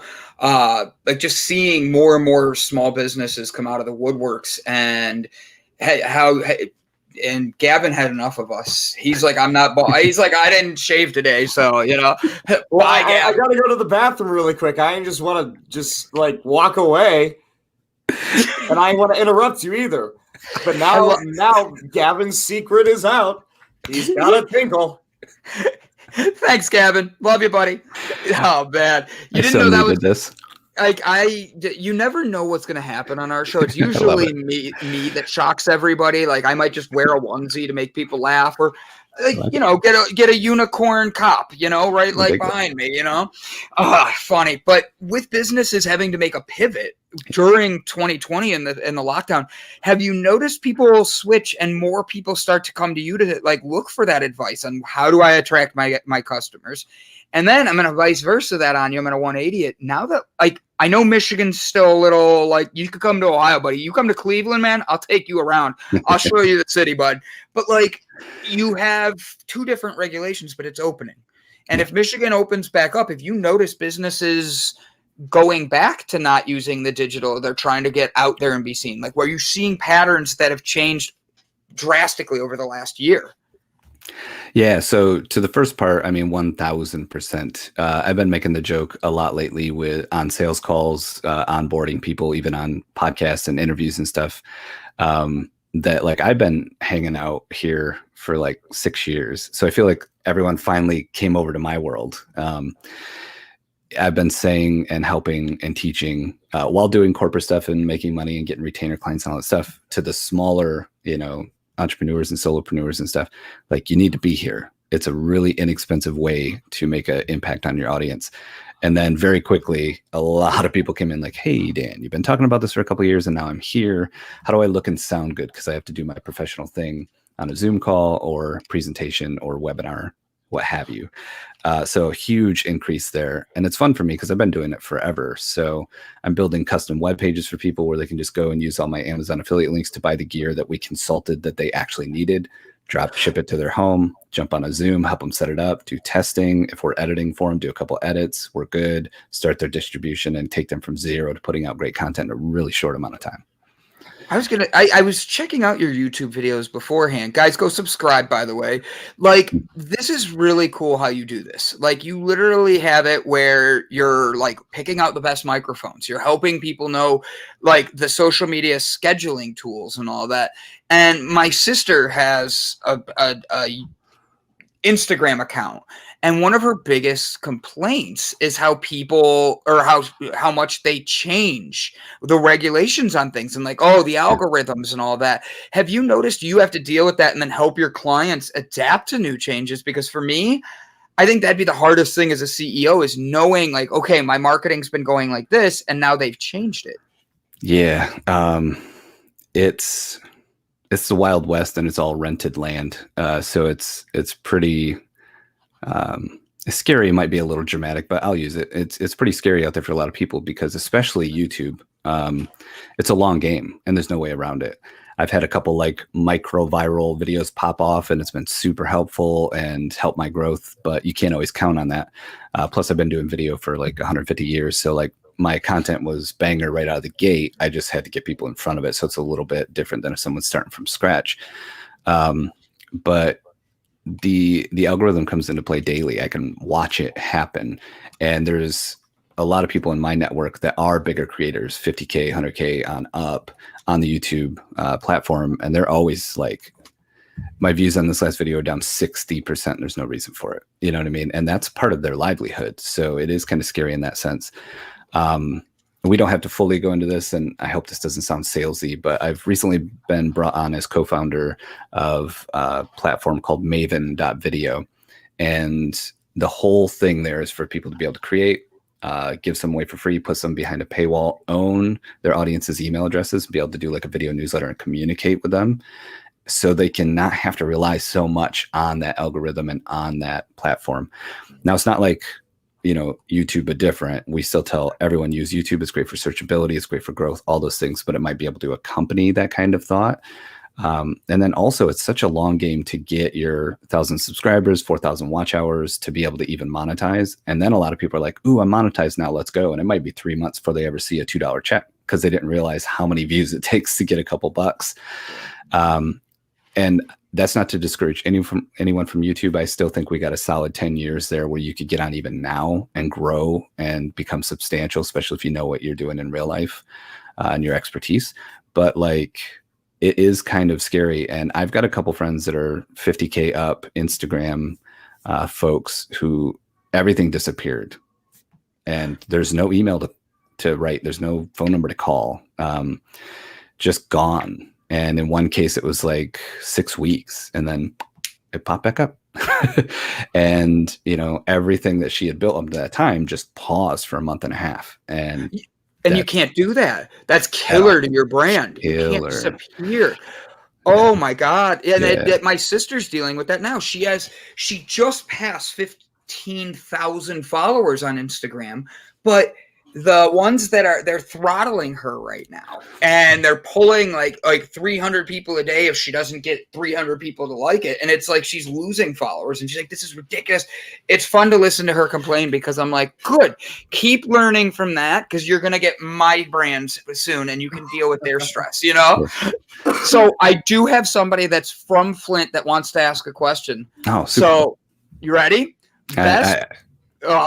Best Coney's in Flushing restaurant. Flushing. I don't know if I've ever. Go ahead. I don't even know what this is. Like, I didn't read it because I'm picturing Coney Island hot dogs flushing down a toilet the way that rates. And I'm sitting there going, I know that's not what what she means, but like, yeah. So explain Best Coney's in Flushing. Do you know what this means? Flushing's if it's what I think, Flushing's a small community that borders on Flint Township, which borders on Flint City. So it's not that far from like downtown Flint. Yeah. I've never had Coney's in Flushing, so I don't know if there's a good restaurant there I might be missing out on. But if I take it inside of Flint, Starlight Diner, it's been there since way before I was born. It's still there. The Coney's are banger. You can even like Flint Coney sauce is so important to so many people that you can actually like go into Starlight, order a gallon of Coney sauce and have it shipped to someone that you want in the United States. So I'm almost afraid to ask. I feel like I'm going to be crucified by everybody in Flint's here. What's Coney's? Coney's kind of a meat sauce that's put on top of a hot dog. Oh, okay. It's similar like a chili? Yeah, it's very different, but the visualization is like a chili dog, but coney sauce, which is like this meat and a little bit of liquid, is very, very different flavor and all that from chili. But that's what it looks like. I think I know what you're talking about, because I believe that I've had this before and thought to myself, this is the weirdest chili dog I've ever eaten in my life. That sounds about right. Yeah. That sounds right. But then you get into like, what do you put on it? And that's a whole debate with Flint folks. I'm just coney with like a single line of mustard and good to go. Yeah. Can you get weird things in Flint? No. Like on top of it. So we have a place in Cleveland called Happy Dog that's very popular. And you go in and it's a check sheet of everything you might want to put on there. And it gets weird. There's Cinnamon Toast Crunch. There's, Have you never been to Happy Dog, Gavin? I've never heard of Happy Dog, which is weird. I love hot dogs. So we have two places in Cleveland that people have to go to. One's Barrio, one is Happy Dog. Barrio's a taco place. You check off what you want and they bring it out and it's made right in front, like made there. It's like so good. Like I told you, Dan, I'll make you a tray, buddy. You come here, I'm taking you around. But when I get to Flint, you got to take us around. All right, buddy? Like 100%. Show us this. Like you have no idea how much I'll actually do that. I absolutely. So the hot dog one is just so different because you sit down and you're in this Gavin, it's right by the abandoned building I've taken you to where we're doing all the work. Okay. Oh, awesome. Cool. It's literally a mile down the road. Sorry. I have him doing things and explaining it to everybody else won't make sense. So I make it easy. Everybody knows he's doing an abandoned building with me right now. So you go in and you check it off, but like Fruit Loops. Who wants Fruit Loops on a hot dog? You'd be with nacho cheese. You could pick nacho cheese if you want on top of your Fruit Loops, on top of your hot dog. And people get it. And they're like, no, it's the best thing ever. And I'm like, you are a pothead. Yeah, that's what I was going to ask. Is there like the only dispensary in Ohio right next to it? Is that what that is? There is 14 dispensaries in Ohio, and yes, one of them is not far down the road. Yeah, I believe that. You know, there's also bars all around that area too, and I hope they serve alcohol at this place. They do. Assuming they would, yes. So you get hammered, you get a little high, and then you go there and you eat your Fruit Loop nacho coney dog. You make it how you want. Now, Dan, I will have to admit, Flint has been through a lot in the last few years. You guys had, and I'm not making any jokes because I actually am very, very proud of Flint. I've watched Flint in the news go from everything with the water crisis that was out there, and I'm not even sure if they've gotten it all resolved yet. But I've heard there's been lots of things that have happened. During the protests, I use your police chief as an example for everybody. Amazing man that comes out. And Gavin, if you don't know this story, so you know about the riots and everybody out there and the peaceful protests, and then you heard about people rioting and stuff in Flint. The police chief, if I say anything wrong, Dan, tell me. He took his vests off, took his stuff off, told his other police officers to, and then he linked arms with everybody in the community. And they started walking the neighborhood. Because if you're going to want to take on the police, you're going to have to take on the community of the police that they're defending. And he's like, I'm not here to fight these people. I'm here to work with them. And I loved that because the negative news in Flint that was coming out for years, it was a joke. And from Cleveland, we know what it's like to be the butt of jokes for years. Yeah. To turn around and have somebody that's your police chief stand out like that, put that great stuff out there. I loved what I saw out of that. And it made me be like, good job, Flint. Good job. Can you tell us a little bit about how Flint has made changes and if the water has been fixed? Because I really don't know. Yeah, I love that you brought up that example because I'm by no means disillusioned that, Flint is a super happy, super safe place all the time. But I do feel like a lot of the good that comes out, just out of the natural order of things, gets washed over by a lot of the bad. I've been in other countries as far away as like Hawaii and stuff like that with a Flint shirt on, and I get that, because it's all bad water and murder. Those things exist, and that is part of it. But my favorite part of that story, that actually like started where you see that he stood up on like the cement foundation of a light pole. That was actually like 2 blocks from my office. So it was just like in Flint, like right downtown. And my favorite part about the whole sheriff's department is a lot of those people are elected, right? So it's not just I went through academy and I came, it's like, I need part of the community to believe in me to even get this job. That's amazing. Yeah. So knowing that someone, in that department that comes from election is like, no, I'm gonna walk. We're gonna talk. Let's do this. Yeah. Really shows the heart of Flint. I mean, I really believe that's how it should be too. Like, if you're gonna have somebody in a police position at all, first, I think that they need to have more training, especially carrying the things that they do. Like, if I have a bunch of friends who have been in the military, and they've told me how much extensive training they need to go through before they are even allowed to touch a gun, let alone fire one. And so I think that really there does need to be more training with that. But then if you're going to have you're going to have somebody with that kind of power, and then you're going to have somebody who has power over all of them at all. I mean, no matter how you look at it, that's a political figure right there. And in a land of democracy and power to the people, he or she should be elected. They should be somebody that the community knows and trusts and says, this person is here to serve us and is here to protect us. Yeah, for sure. For sure. It's interesting because when I was a kid, it was kind of the end of General Motors leaving Flint, and Michael Moore did a documentary on it and all kinds of stuff. The city was so heavily reliant on the auto industry that when it left, it was a gaping void. There's just no way around it. We're still feeling repercussions to this day. Yeah.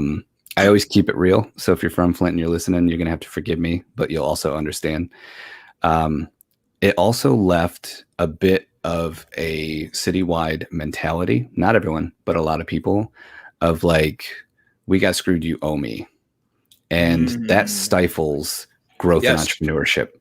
So there's a battle a lot of times in Flint of a lot of great people, small business development organizations, entrepreneurs in general. The Mott Foundation, U of M Flint is right in town. Kettering's just on the side of downtown Flint. There's a lot of interest in growth and development and thriving that's fighting against decades long mentality of like, we were abandoned, screw you, we don't want to do anything.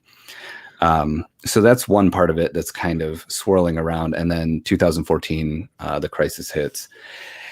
And I mean, I could talk about that for hours, but I won't. To your question about, is it fixed? It's not. There have been a lot of pipes replaced, a lot of weird situations where the city would contract with someone for the pipe to be replaced, and the pipe from the city to the house is good, and then the piping inside the house is not good, and the city won't cover that, and the lower income homeowner or renter can't cover it either, and you're still going through that last little bit of bad pipe. So there's that.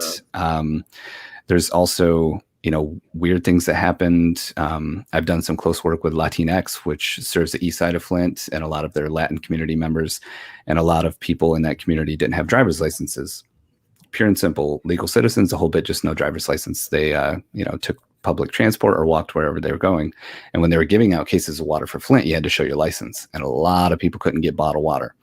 And every time I went and got bottled water, I'd only take what I needed and I'd feel bad, or I'd try and take everything I could and go deliver it somewhere where they're helping people, because it was like just hurting my heart knowing people who live here, pay taxes, work in the community, couldn't get water because they didn't have a license.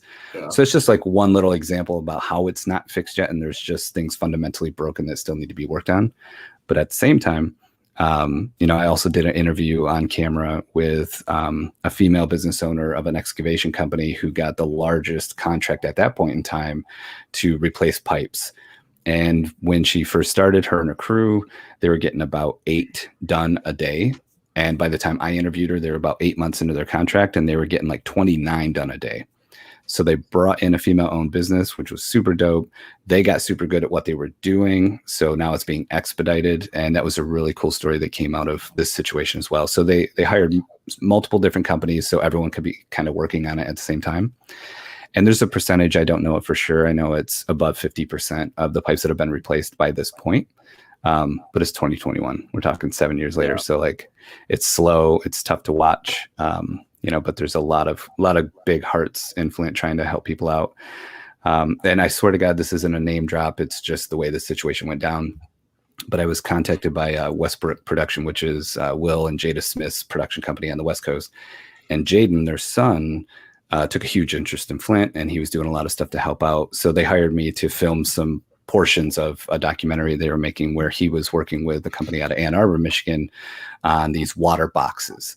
And so Latinx, which is on the east side of Flint, brought in one of these boxes in collaboration with that company. Jaden facilitated it. And now anyone in that community who couldn't get bottled water anymore could come in there and fill up like 5-gallon jugs and take them home.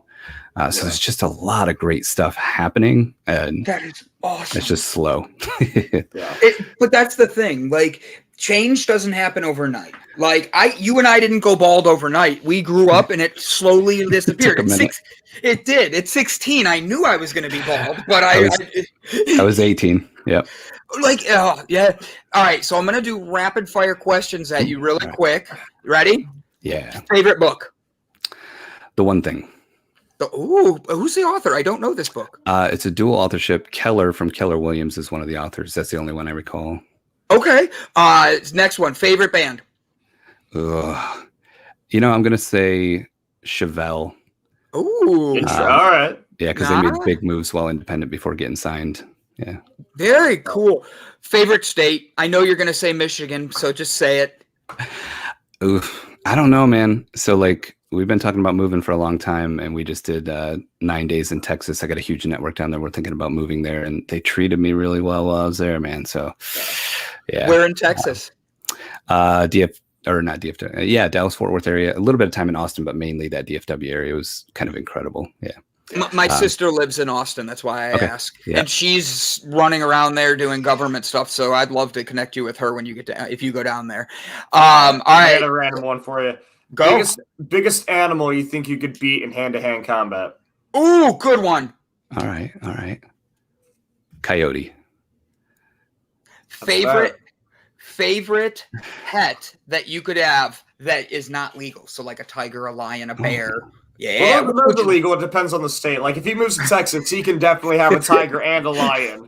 Actually, fun fact for you, kind of a sad fact.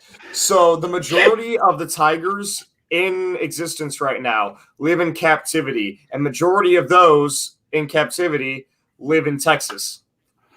That does not surprise me. I know the Tiger King fiasco brought some attention down south as well. So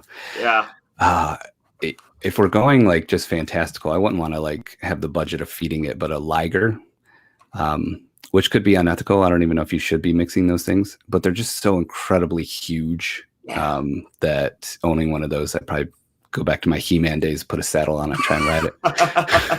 Oh, you most definitely could. That would be strong enough. Like.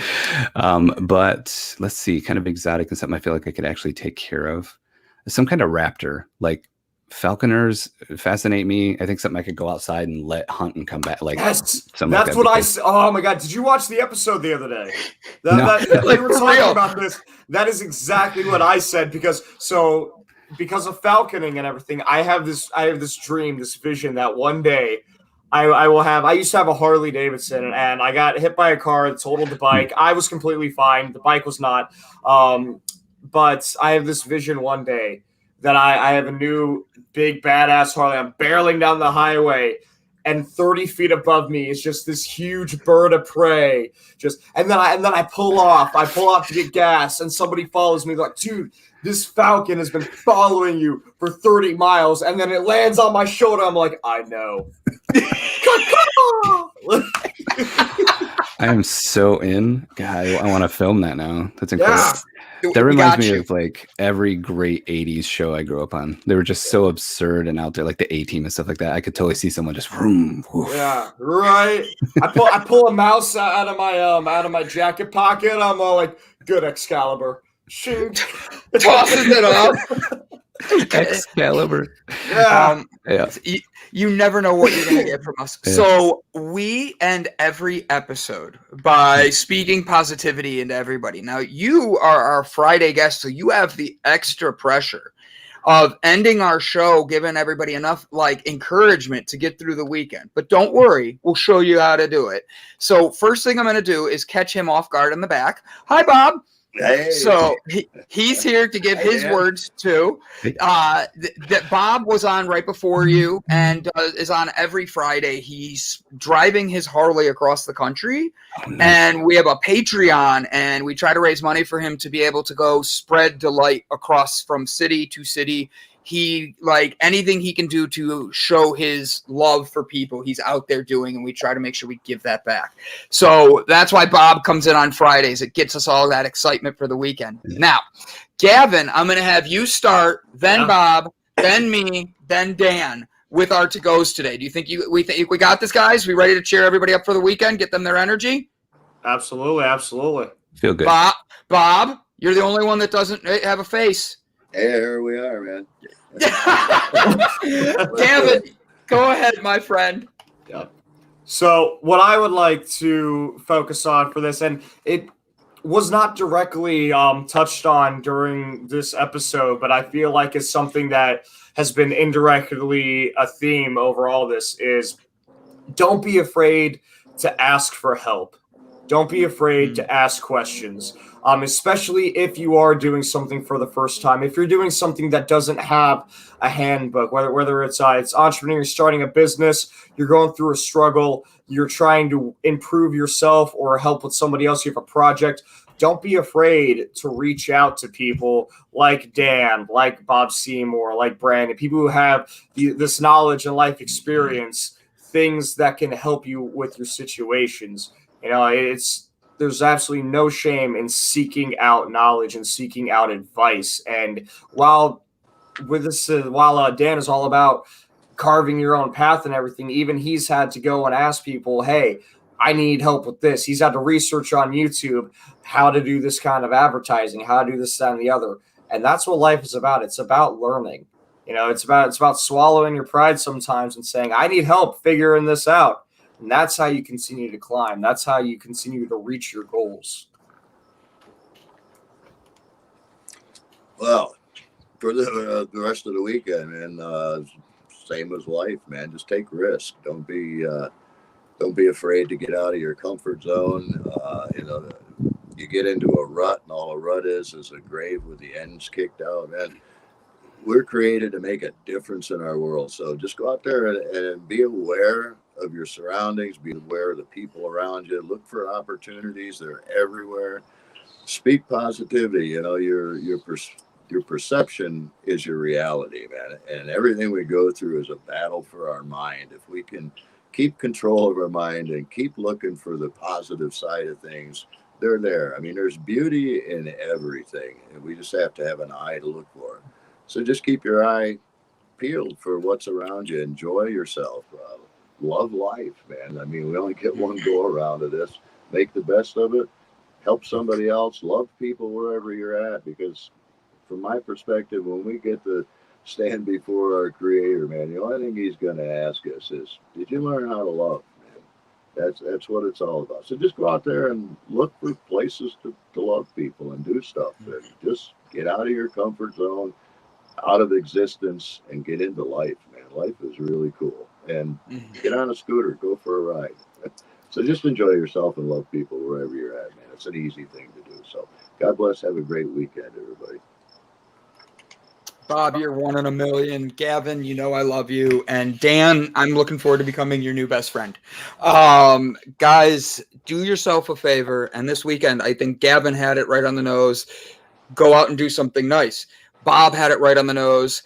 Go out and know that you should get out and experience life. You only get one.